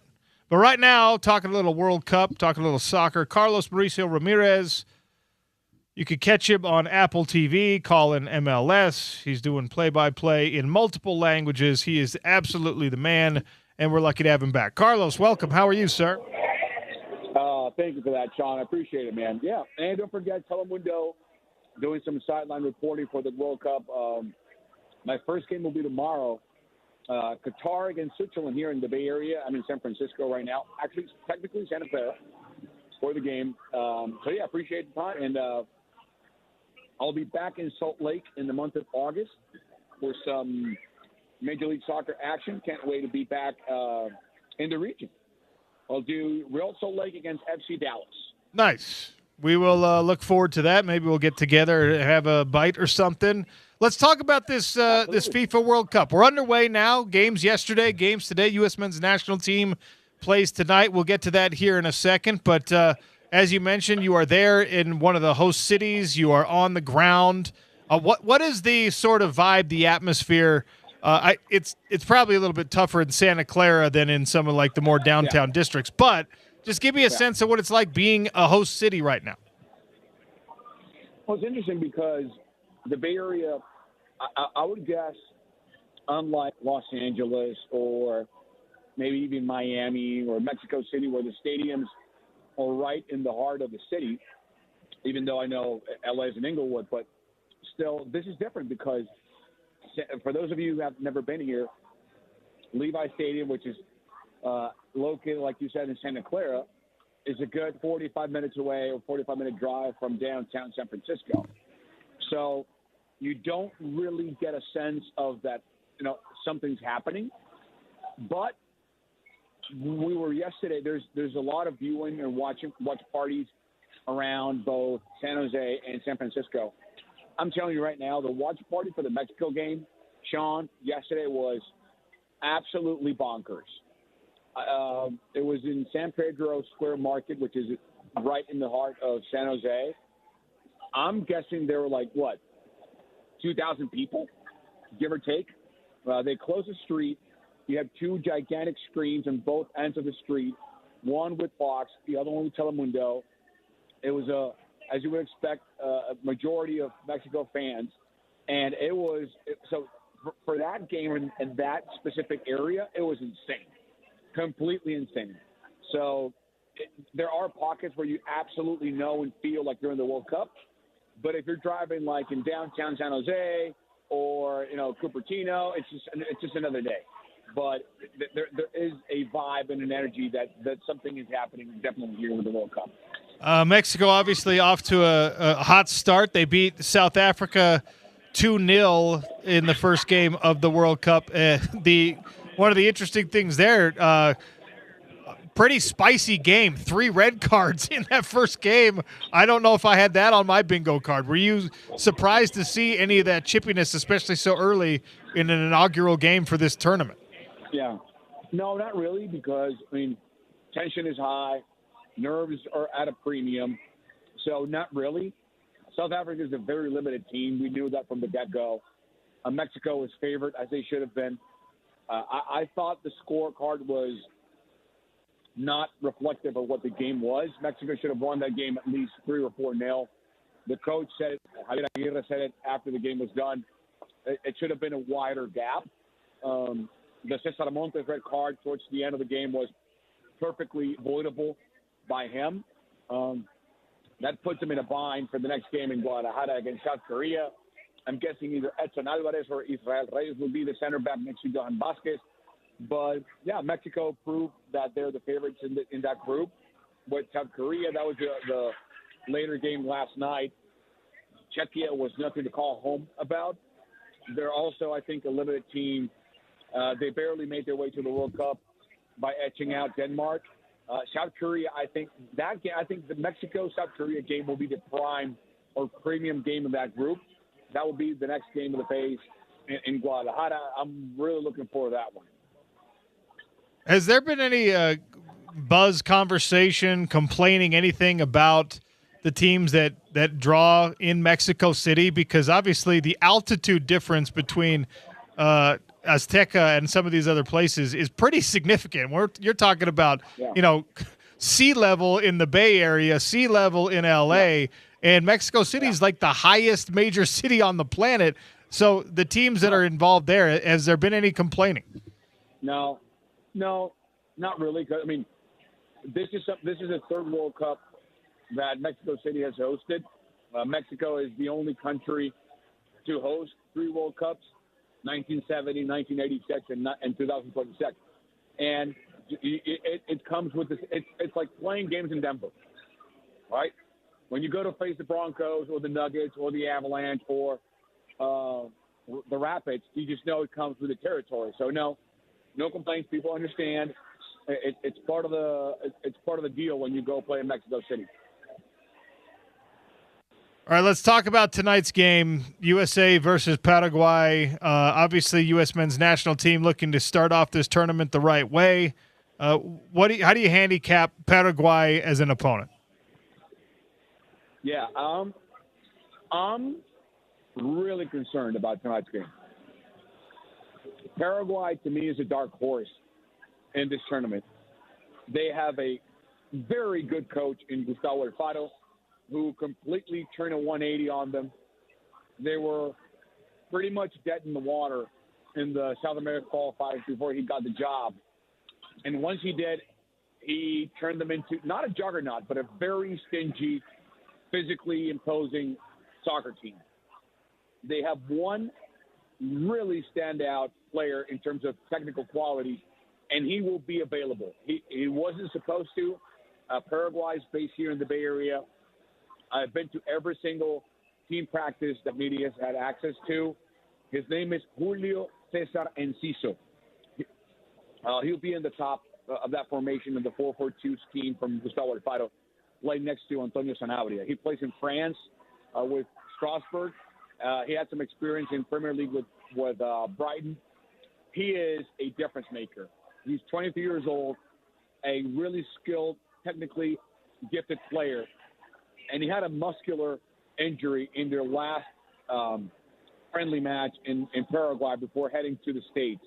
And he had, out of the 4 practice sessions that I saw, he was working aside from the team on 3 of them. On the last one, which was yesterday, he did work with them. So he is expected to start tonight. He is a difference maker. He'll take you one-on-one. He'll break defenses with his skill. He's got a legit shot. Aside from him, they're a very tactically sound team and physically imposing. They will not be an easy match for Team USA. If they're not on their P's and Q's, they can lose that game tonight. And it's the home opener. It's the World Cup opener.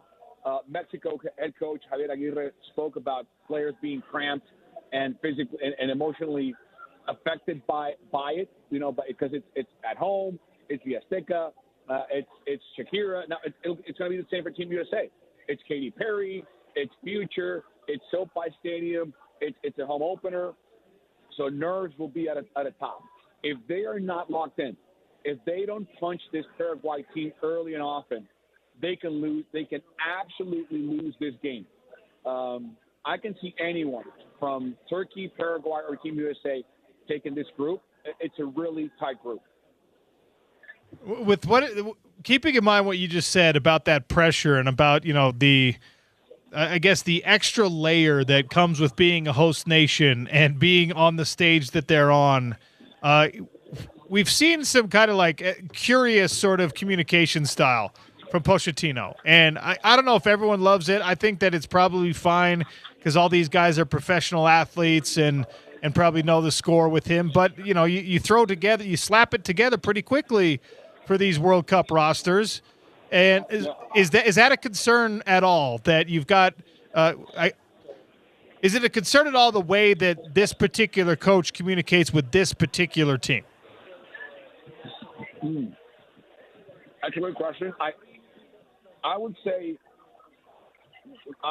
listen, you have to be in there, inside that locker room, to understand what he does is one of his best skills is as a communicator.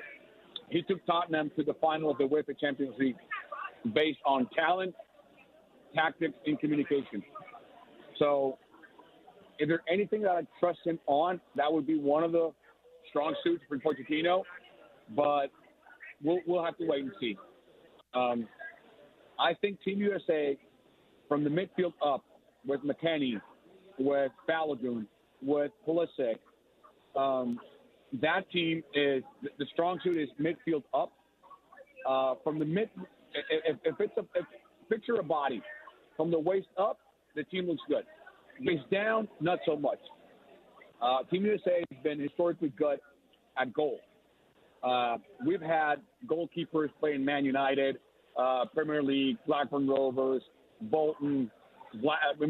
We've had historically great goalkeepers. That's not the case this time around. Every keeper we have plays on MLS.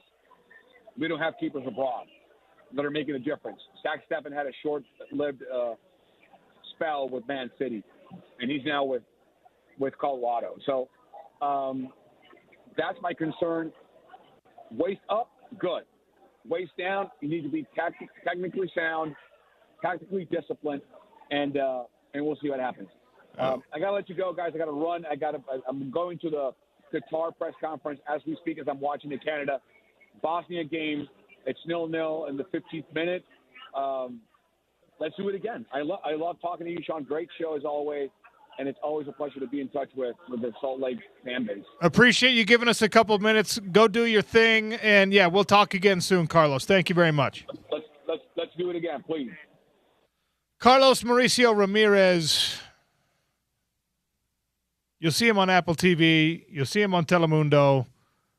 World Cup Talk brought to you by our friends over at Beer Bar, a perfect place for you to go watch U.S. men's national team versus Paraguay tonight. SoFi Stadium, 7 p.m. That game will be on Fox. I love the analogy, the picture that he just painted, right? This team waist up. This is the guy at the gym, potentially, and we hope it doesn't play out this way, right? You've all been to your local Vasa Fitness, your 24-hour fitness, your Planet Fitness, whatever. My apartment gym. Your apartment gym. Excel down there in Holiday where the beautiful people walk out. Lifetime Fitness, where everyone's getting a little wild down there in South Jordan. And you see this guy, right? Got the tank top on, the tight T-shirt, and you're just like, geez, that guy's repping out 3 plates on the bench right now. Look at this.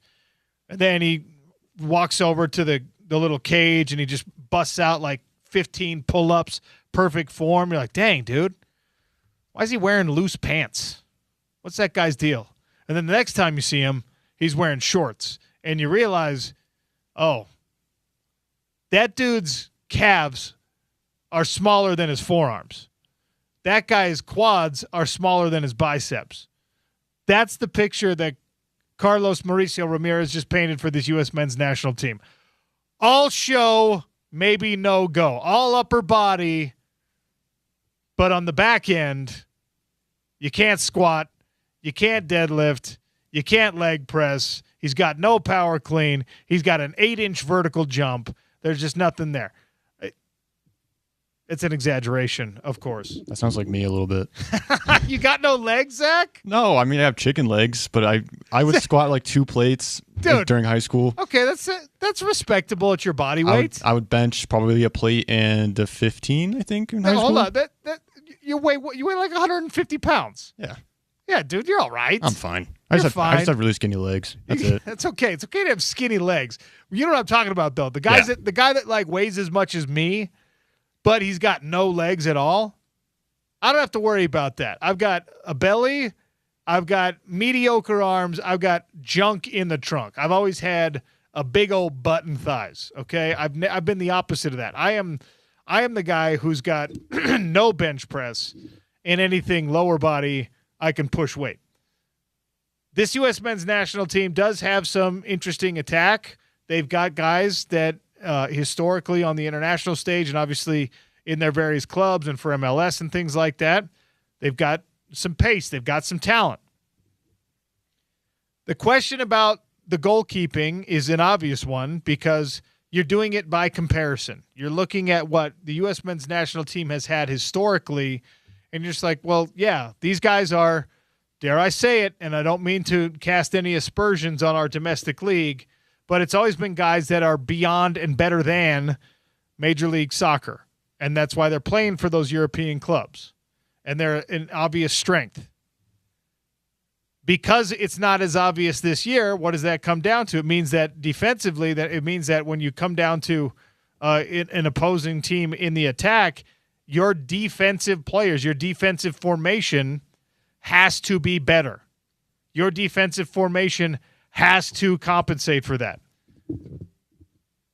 We see it all the time in hockey now, and obviously there's a lot of apples and oranges here. Different size, different player, whatever. When the defense in front of the man minding goal breaks down, he's screwed.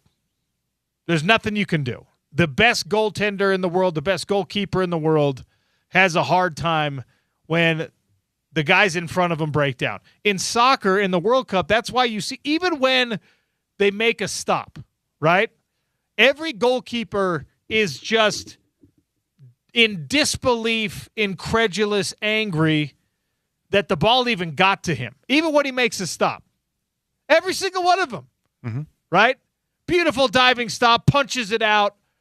And what is the first thing? It's not a celebration that you blocked a shot. It's standing up and cursing out the guy in front of you. Where were you on that one? Why did that ball get all the way through to me? Why did I have to do that? Right? So while I hope for and wish for stellar play from our MLS level goalkeepers, I think what we're going to be really talking about is whether or not the guys in front of them kept the ball out of their way, kept people out of the kitchen, right? Got everyone away from the front of that goal.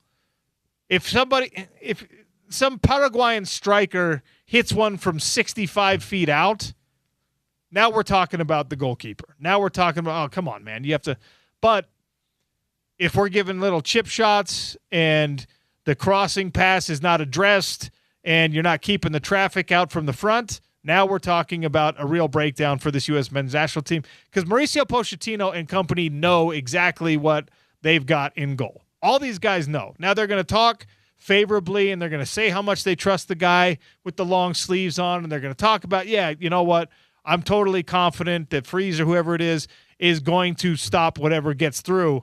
But you just can't let stuff get through. Yeah, exactly. And having those set pieces as well in the center back and midfield too with Weston McKennie and Tony Robinson, that's going to be a big play too. I mean, Matt Turner's got the World Cup experience, but recently there's been some struggle. I mean, in the international friendly against Germany, there was some struggle. Right? That's the thing too, is like you're bringing 3 goalkeepers on this roster as well.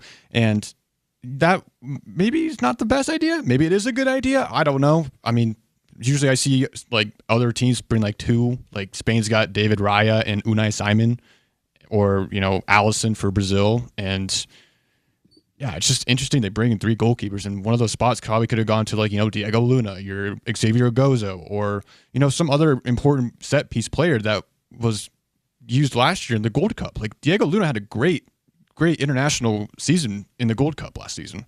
For those who care, all 3 Team USA goalkeepers go 6'3 plus, so some range, hopefully.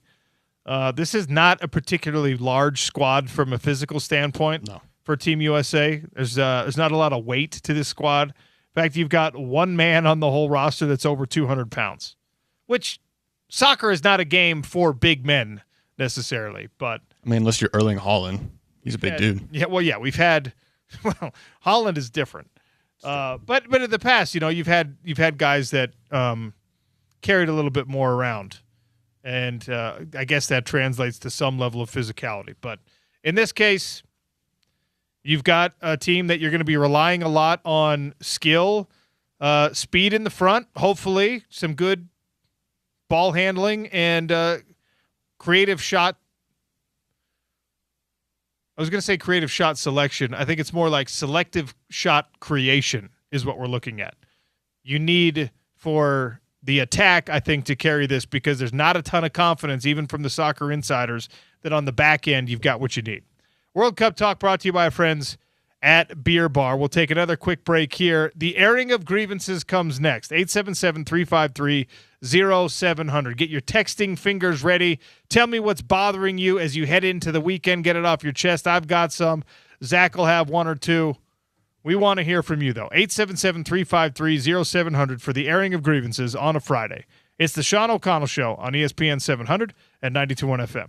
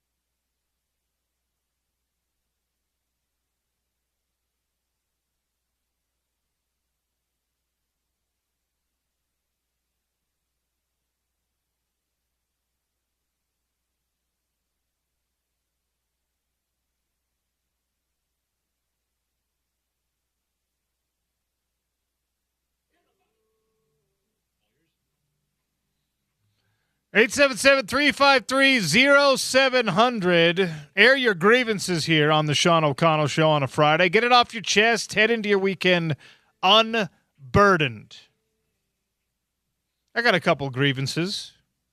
First one is the most obvious one. My grievance is with Texas Tech in general. If you're a Texas Tech fan that's somehow listening from Lubbock, Texas, just stop pretending that the rest of the sports world are idiots and stop accepting idiocy from your own leaders. They're throwing all these false arguments at the rest of us. Just like, oh, so you want us to just execute Brendan Sorsby? You want us to just get rid of him? Throw him out to the curb? That's not what Texas Tech does. We know. And no one's asking you to do that. All we're saying is, let there be a real consequence for someone breaking one of the most tried and true rules of NCAA history. You can't bet on sports. Sorry, you can't. Iowa State had guys that gambled, suspended, done for the year. Houston, there was a Missouri guy. Was it Missouri? It was Iowa. He reported himself for placing one bet. And guess what happened? Suspended. Done. Yeah. Out for the year. The president, the university president, I tweeted this at Real OC Sports. Hey, maybe we need to talk about what the rules are now that these kids have devices in their pockets with access to. It's like, shut up, dude.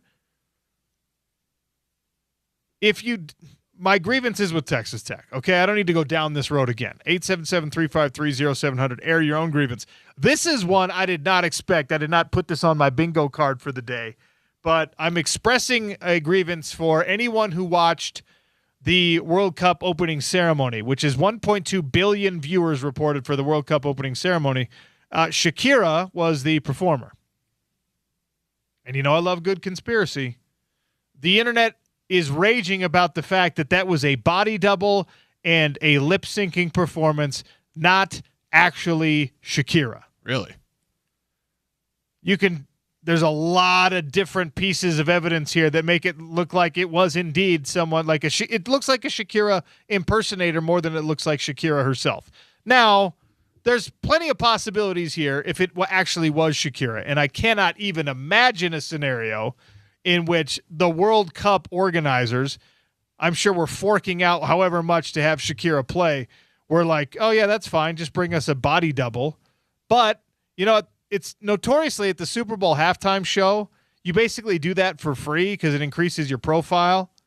And so you accept the invitation to be the Super Bowl halftime performer. You don't really get paid for it. Maybe that's the case with the World Cup thing. I have no idea. But there's a lot of videos that show Shakira looking not very Shakira-esque. Here's the thing. When you're in your late 40s, like Shakira is, and you're trying to stay looking the way that you always looked, I imagine there are cosmetic procedures that come with that, right? You're getting injections, you're getting treatments, you're getting facials, you're getting whatever. And there could be some swelling. There could be some distortion of your features based on how deep into the recovery you are. But go down this rabbit hole if you have the time today. It looks like a pretty convincing argument can be made that Shakira at the opening ceremonies of the World Cup, not actually the real Shakira. Grievance, if indeed we got a body double. I think after we get off air, I think we should investigate this more. We might have to. After we do our teas and stuff. We might have to go all the way down the rabbit hole. This is a cardinal sin if you're talking about getting everyone excited about somebody performing and then you don't actually have that person perform. Remember when you're too young, Zach, there was like a marketing stunt done where it was going to be a one-on-one basketball game between Brian Russell, the former Jazz man, and Michael Jordan. Really? And it was a Michael Jordan lookalike. It was a Michael Jordan impersonator. And everyone was just like, that's not even convincing. What are you doing? Jeez. So Maybe it's one of those situations. Hey, Shakira does write some pretty good World Cup songs, though. Let's be honest here. 1.2 billion viewers. You know what Shakira's finest work has been? In the movie Zootopia and Zootopia 2. She is the gazelle performer. Yeah. Great stuff. Have you watched the second one yet? Yeah. Is it pretty good? It's pretty good. I've been meaning to watch it. It's pretty good. I have the ultimate excuse whenever a kid's movie comes out because I have 3 little kids, right? I liked the original Zootopia more than I like Zootopia 2. I also like the original Zootopia theme song by Shakira better than the Zootopia 2 one.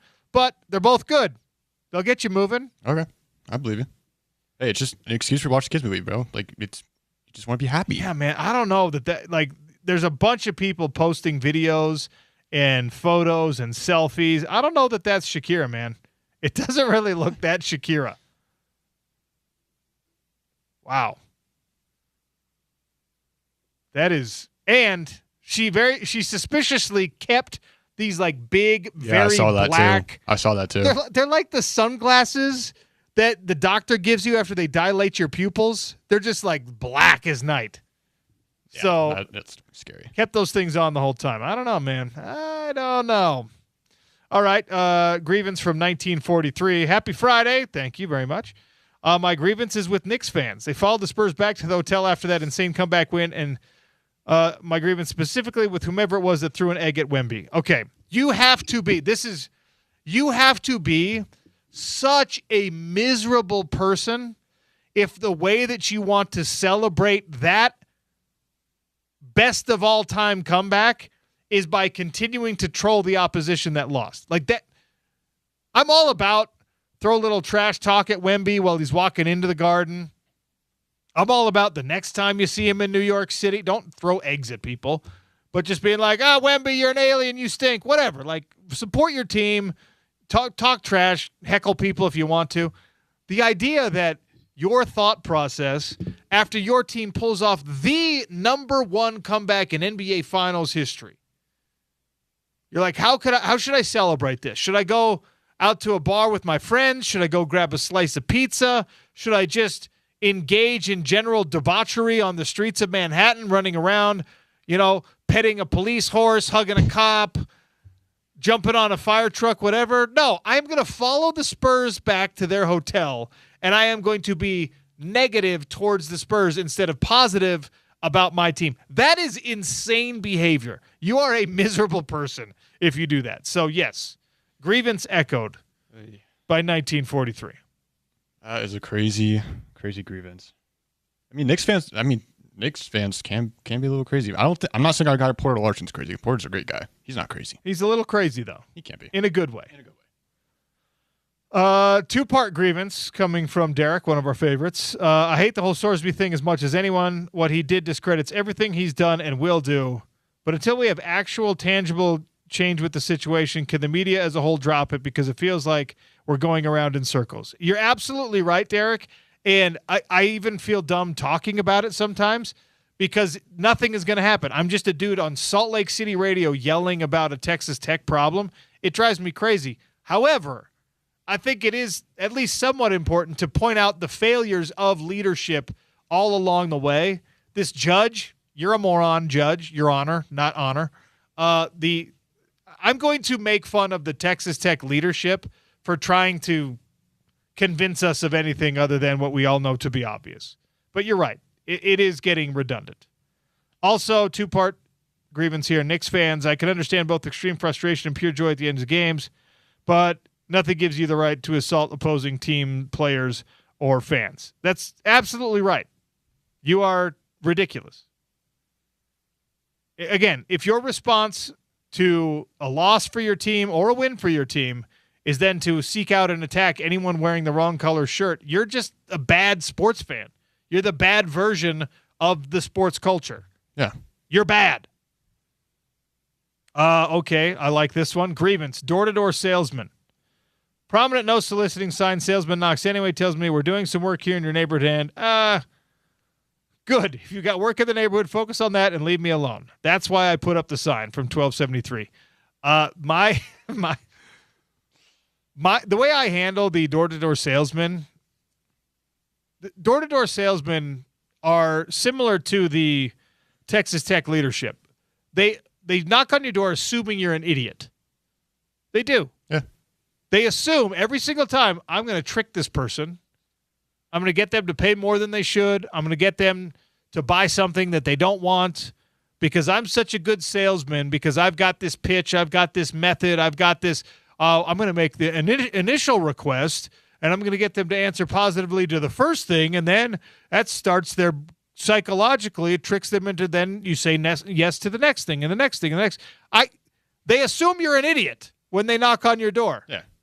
And the thing I hate most about it, in Utah specifically, is the way that the companies that perpetuate these things are targeting the skills that young men in our community develop by going on missions, which is all good intentions and is all wholesome, and they're all trying to do the right thing.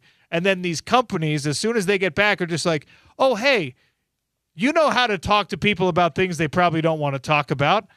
Guess what? I'm going to now turn that into profit for myself. I don't like it at all. So grievance echoed. Well done. Well done. I don't know why this is bothering you, Kurt. Kurt says, when it's 90 degrees outside, seeing people walking outside with a hoodie or beanie on. Grievance. If people want to wear hoodies or beanies, fine. I don't understand it. That was literally my childhood best friend. I'm a sweaty boy, so I'm not wearing a hoodie in the heat. No. But I have found that I'm getting soft in my old age. I handle the cold a lot worse than I used to. So, like our Broadway studio, this is a very first world problem. Our studios here for the last 2 years have been roasting. The air conditioning wouldn't work. We'd have 90-degree days here in studio. And this year they got it fixed, and they've overcompensated. Now it's like 60 degrees in here. Yeah. So I went in there this morning before you got here, and just to make sure everything's all good with the cameras. I'm like, holy, it's cold in here. It's cold. It's like legitimately cold in here. But it's fine. It's not so bad that I need like a hoodie on. However, when I walk out on days like today, I enjoy the sunlight because it warms me back up. Mm-hmm. So maybe I'd throw on a beanie. No, I wouldn't. All right. Kevin on the text line, 877-353-0700. Text us to air your grievances. Knicks fans, Carter Hart getting out of those charges, and the Vegas Knights. All grievances from Kevin. This is great from Terrell. Grievance, the kids and people that put their Venmo on the window of their car after graduating or reaching some milestone. I sent a penny to someone the other day, congratulating them for graduating and welcoming them to the real world by saying, get a job. I'm not paying for your vacation. Oh, man. You know what? I see both sides on this. For one, like graduating high school, if you're the first person in your family to do it, yeah, that's wonderful. I am very proud of you. That's an incredible accomplishment. If you're not like the first of a family of immigrants or a family who comes from a background that, like, for whatever reason, education wasn't a thing in the past and you're the first high school. If your parents are doctors and you graduate from high school, congrats. Like, have your party with your friends. Don't ask me for gifts and money. Yeah. You did the bare minimum, dude. Graduating high school, if you have that background, is not impressive. It's like the bare minimum of what you're supposed to do.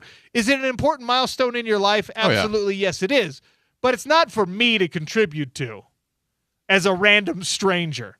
However, if it is somebody you know and somebody in your life that does deserve a gift, the Venmo link is absolutely the key. It is the best way. Oh, yeah. 100%. It eliminates you having to pay shipping on a gift. It eliminates you having to write something and, like, put a stamp on it. The Venmo thing is the most convenient way to tell someone, hey, cool, proud of you, good job, I'm happy. I wish that people just had their Venmo barcode on their T-shirts. So anytime you're like, oh, man, I owe you money for that, you just boop, boop. I know it's just on their phone. Yeah. Anytime it's like, hey, Zach, you did a good job today. Boop, $5. Yep. Here's your tip at the sushi joint. You know what I mean? You got to come in, too, by the way. It'd be way easier. It'd be better. I do need to come in. I haven't had good sushi in a while. Oh, I'll take care of you. That's a wonderful, wonderful grievance to air, Terrell. That's Oh. pretty funny, actually. But I wouldn't be surprised. Also, Terrell, you're petty because you decided that you were going to take the time to send one penny and be like, get a job, kid. So that kid deserves to air a grievance with you, even though I'm kind of on your side sometimes. I swear. My brother's graduating tomorrow from Western Washington. I fly out later tonight to Seattle. Okay. And I swear to God, if he puts his Venmo on his truck, I'm going to slap him. No, you should. I should send him 1 cent and say, get a job, bozo. Well, college graduation is also a little bit different. A little different. Now, again, I will say it all depends on the context of your family background. Yep. In my opinion. For me, I graduated from college and then I got a master's degree. Mm-hmm. Okay? I did not attend either graduation ceremony. Yeah. Because for me, I was just like, yeah, that's what you're supposed to do. It's like if I had been summa cum laude or I had been like high honors or I had been like a 4.0, maybe it's something more to achieve. But I'm just like, yeah, dude, like, of course I'm supposed to graduate. It doesn't need to be a big party that I graduated. That's the whole, like, the education is the reward. Some people are doing this all for the graduation party. That's not me. Yep. It's not me. Okay. Rob. Oh, I like this. I saw 5 minutes of Shakira yesterday, and she was not wearing sunglasses. All right. So was it the real Shakira, Rob? 877-353-0700. Was that a Shakira body double, or was it the real Shakira?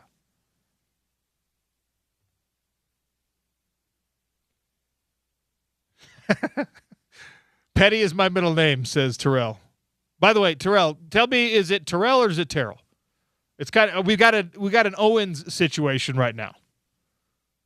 Send me the phonetic pronunciation of your name because I don't want to say Terrell if it's Terrell and I don't want to say Terrell if it's supposed to be Terrell. Zach, do you have a grievance? That means no. If you have to think about a grievance. Well, okay.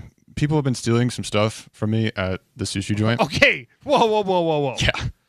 Whoa. Everybody's been stealing everything. And What do you mean people have been stealing? Like my coworkers have been stealing stuff? Some coworkers like have been prank taking stealing? Stuff. Prank stealing, kind of. I mean, my sous chef's sushi mats went missing. We don't know where they went. Like a week ago. And we think someone took them. That's my grievance right now, is people taking stuff. Grievance with thieves is echoed and amplified. Don't be a thief. Don't be a stealing kind of individual. It's terrible. Especially when it comes to Sharpies. I always lose a Sharpie somehow because someone takes it. Wait a second. Terrell like barrel. Or Cheryl. Okay. Yeah. Terrell like barrel or Cheryl. So this is Terrell. Not Terrell. It's Terrell. I'm glad we figured that out because I don't want to be saying it wrong. It drives me nuts. Anytime I pronounce somebody's name wrong, I get mad at myself. In the play-by-play world, you obviously have to get it right. In the sports radio world, you got to be saying these names right. So Terrell, well, I'll say it right from now on. 877-353-0700. Text your grievances in if you have any more. We'll take our last break. We have tickets to give away. We have one more PGA Tour leaderboard update. In this moment, and Hollywood Undead are coming to the complex. I will ask a trivia question and give you some tickets as we close out the show on a Friday. It's the Sean O'Connell Show, ESPN 700 and 92.1 FM.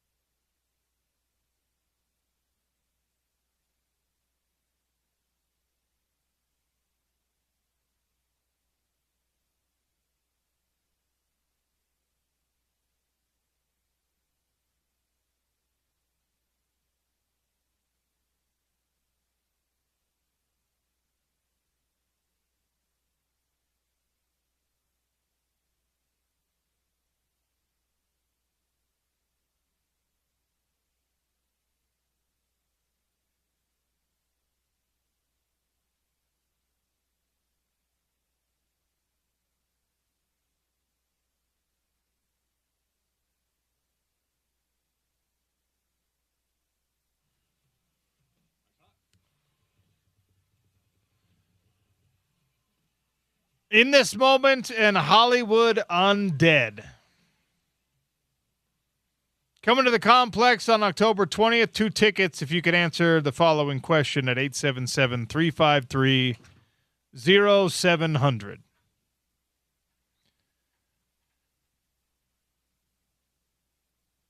Who led the Big 12 Conference in touchdown passes last year? Which quarterback, which player threw the most passes, touchdown passes in Big 12 football in the 2025 football season? 877-353-0700 if you know the answer. Canadian Open PGA Tour leaderboard update brought to you by Uinta Golf. Father's Day is coming up. Celebrate Father's Day this year at Uinta Golf. Unleash Dad's swing with all the new Titleist GTS drivers. Find the perfect GTS driver for your dad to gain superior distance, accuracy, and ball speed. Uinta Golf by Worldwide Golf. You will never see me swinging another club. You won't see me driving with anything if not a Titleist GTS. I can promise you that. What's the who's on the lead right now at the Canadian Open there, Zach? Still Ben James, Okay. -7. He's finished through round 2. Same with Sam Burns, tied second with Suber and Lee and Svensson. And then Ryan Fox is tied at 6 still with Brooks Koepka and Sahith Tigala, I think is how he pronounced his name. Sounds fine. Sounds fine. Is also now tied with 6 with Koepka and Ryan Fox.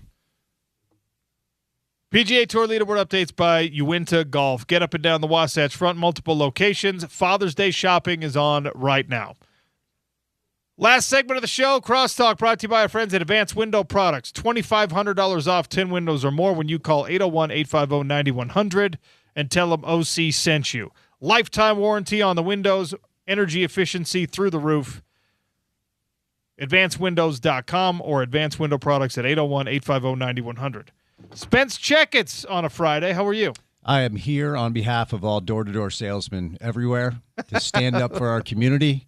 We will not take this criticism. It is unfounded. We are just young men working hard to try to make money. You did tell us about your Living Scriptures door-to-door sales, and you probably knocked on the door of a guy like me, and were like, I just get him to say yes to the first thing, and then I'm going to have him fully in on Alma. You actually nailed the worst part of the entire endeavor, and that is the angles you're encouraged to find that are not illegal, but certainly unethical. Yeah. Like, find the grandma who has a bunch of grandkids and, yeah, just kick the tires on the Social Security situation. Let you see where she's at. Just sign up month to month, $19.99 a month for in perpetuity, by the way. Ugh. And you will be a better grandma because you just bought my scripturally inaccurate videos to show them when they're over at your house. I had a real slick customer show up just a couple days ago. And by the way, it's always at like 8:45 p.m. during the summer. Yeah. Like right when you're getting the kids out of the bath and in bed, and you get this knock on the door and the dog barks. And you're just like, who's here? Mm-hmm. And it's some yahoo riding a Segway scooter up in the avenues. Mm-hmm. And it's, got the haircut. And he's like, yeah, I just wanted to let you know we're doing some work in the neighborhood. And this guy he's like, we're cleaning some windows in the neighborhood. And I got to tell you, we're doing it for pretty cheap. Mm-hmm. He said it in exactly that way and exactly that tone. Yeah. We're doing it for pretty cheap. And I was like, congratulations. I wash my own windows. See you later. Take off. Get out of here. And I start to close the door, and he throws the next question out. I'm like, have a good night, man. Yeah. Yep. It's tough because I appreciate the hustle on one hand. On the other hand, you're predatory, and I don't like you. So get out of here. What's the dumbest purchase? Now, for our listeners, Sean is our resident frugal spender. Cheapskate is Okay, fine. That's fine.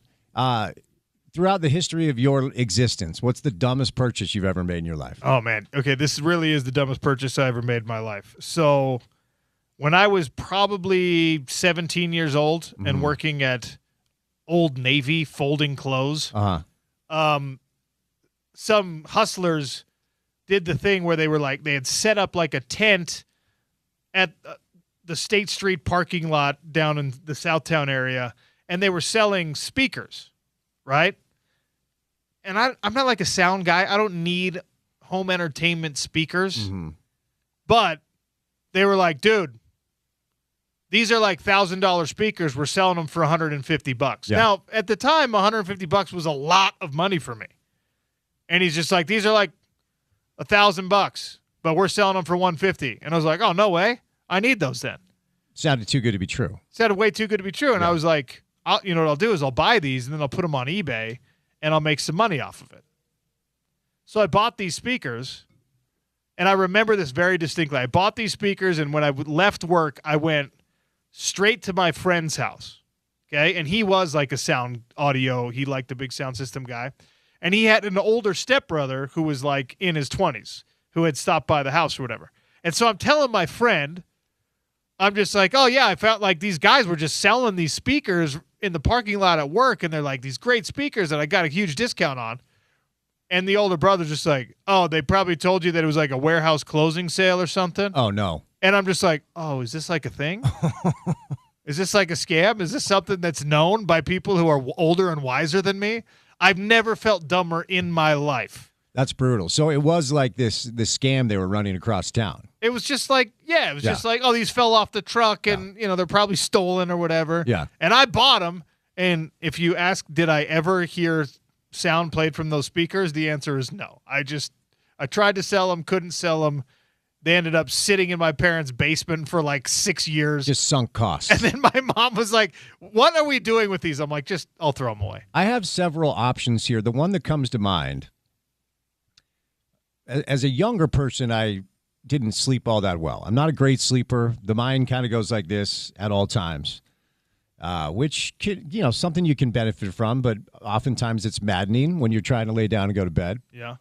So I had the TV on one night, trying to sleep, and there was like an infomercial for what was called the Sobacawa pillow. Oh, I remember the Sobacawa pillow, man. Did you ever buy one? No. Okay, good for you.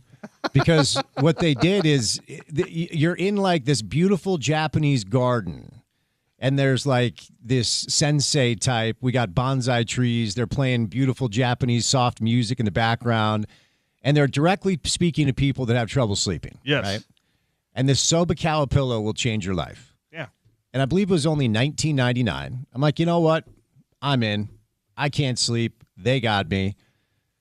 Throw the credit card down. Let's get the Sobacawa pillow. Dude, it was a bag of sand. No. It was. Spence, did you have one? It is a bag. It is a bag of buckwheat husks. It was a bag of sand. It showed up like in 3 or 4 days. I was so pumped to open it up. I laid down on it. I'm like, I feel like I'm laying on sand. I did not even use it once. It was a total waste of time. Answer number 2 to this question. You may remember this. Once upon a time, kids, buckle up, story time. Once upon a time, when you wanted to buy something, you did not have Amazon at your disposal, so you went to a place called the mall. Oh, yeah. Crossroads, ZCMI, What's Up, food court, steak sandwiches, all the things. And for a while in the mall, and I asked you once upon a time, what's the dumbest thing you've done in the name of someone you wanted to date?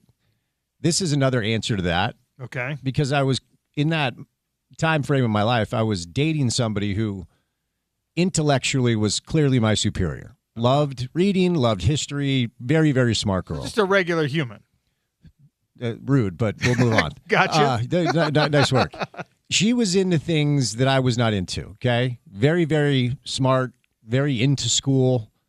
Let's read about European history from the 1500s, stuff like that. And so there was this like cart that was set up, and it was cassette tapes of the 150 most interesting people in the history of the world. Yes. And it was like $500. Oh no. It was like $4.99. And I'm like, you know what? I still got a cassette tape in the old car, cassette tape deck or whatever they call it in the old car. I'm going to go ahead and buy these. And then over the course of the next few months, I'm going to listen to one every couple of days. And I'm going to impress this girl with my knowledge of all these historical figures. Way too expensive. Throw the money down. Not sure I listened to one tape. No idea where it is to this day. But again, that was the motivation to try to impress. It's probably next to the Sobacawa pillow. It probably is. So those are my 150 most interesting people in the world cassette tapes for $500 that I never used, and a bag of sand that was supposed to help me sleep. As long as we're talking about pillows, remember that My Pillow guy? Mike Lindell? Yeah. What a crack job, dude. But how did he convince anyone that pillow was any different than every pillow that has ever existed? Have you ever tried a My Pillow? I don't know anything about it. They're just pillows. It's not like the Sopacal pillow really is full of something different. Sand. It's buckwheat holes. Okay, fair enough. Okay. They allow the air to flow freely. No, it doesn't. It doesn't. It doesn't do any of the You things got those it says to do. Tempur-Pedic pillows that are like, they're made of like a foam or That's whatever. what I use. The My Pillow is just a pillow. Really? It's just got like stuffing in it. Yeah. And he's not the most believable character either. I mean, I'm not sure how he was able to convince anybody to buy anything. Late night infomercial, the power of late night infomercial, right? Or like probably people that still exist in the world day to day that actually have jobs. We might underestimate how many people are just sitting around watching TV all the time, like a midday infomercial about crystals that are going to save your life or something. I must admit that in my youth and my adulthood, I'm a fan of the infomercial product. I will say no aggressively to the door-to-door salesman, and then that exact kind of grifter is getting me 5 times out of 10 on the infomercial product. Have you made infomercial product purchases? Yeah. You have? Yeah. The George Foreman grill, great infomercial product. I also bought a George Foreman grill, which it's such a flawed grill. Flawless grill, yeah, you're right. Dude, the juice just run. They give you the tray, the miniature tray that you lose, and after everyone the loses the time. tray. So suddenly you're grilling a steak, and all the juices roll out onto the counter, and you got to clean it up. And it's, brilliant sales tactic, horrifically put together product. Love that product. Do you still have it? When me and Jan, no, I don't have it anymore. When me and Jan Jorgensen lived together for a long time, we lived together for 2-3 years as roommates. We just had a George Foreman. We didn't ever clean, so it was just like crusted. Yep. And we were like, it just burns off all the stuff. And there's flavor on it that we it like. Was yeah, horrific. I did the same thing. It was horrific. Yeah. So I bought that. I bought a Jack LaLanne juicer.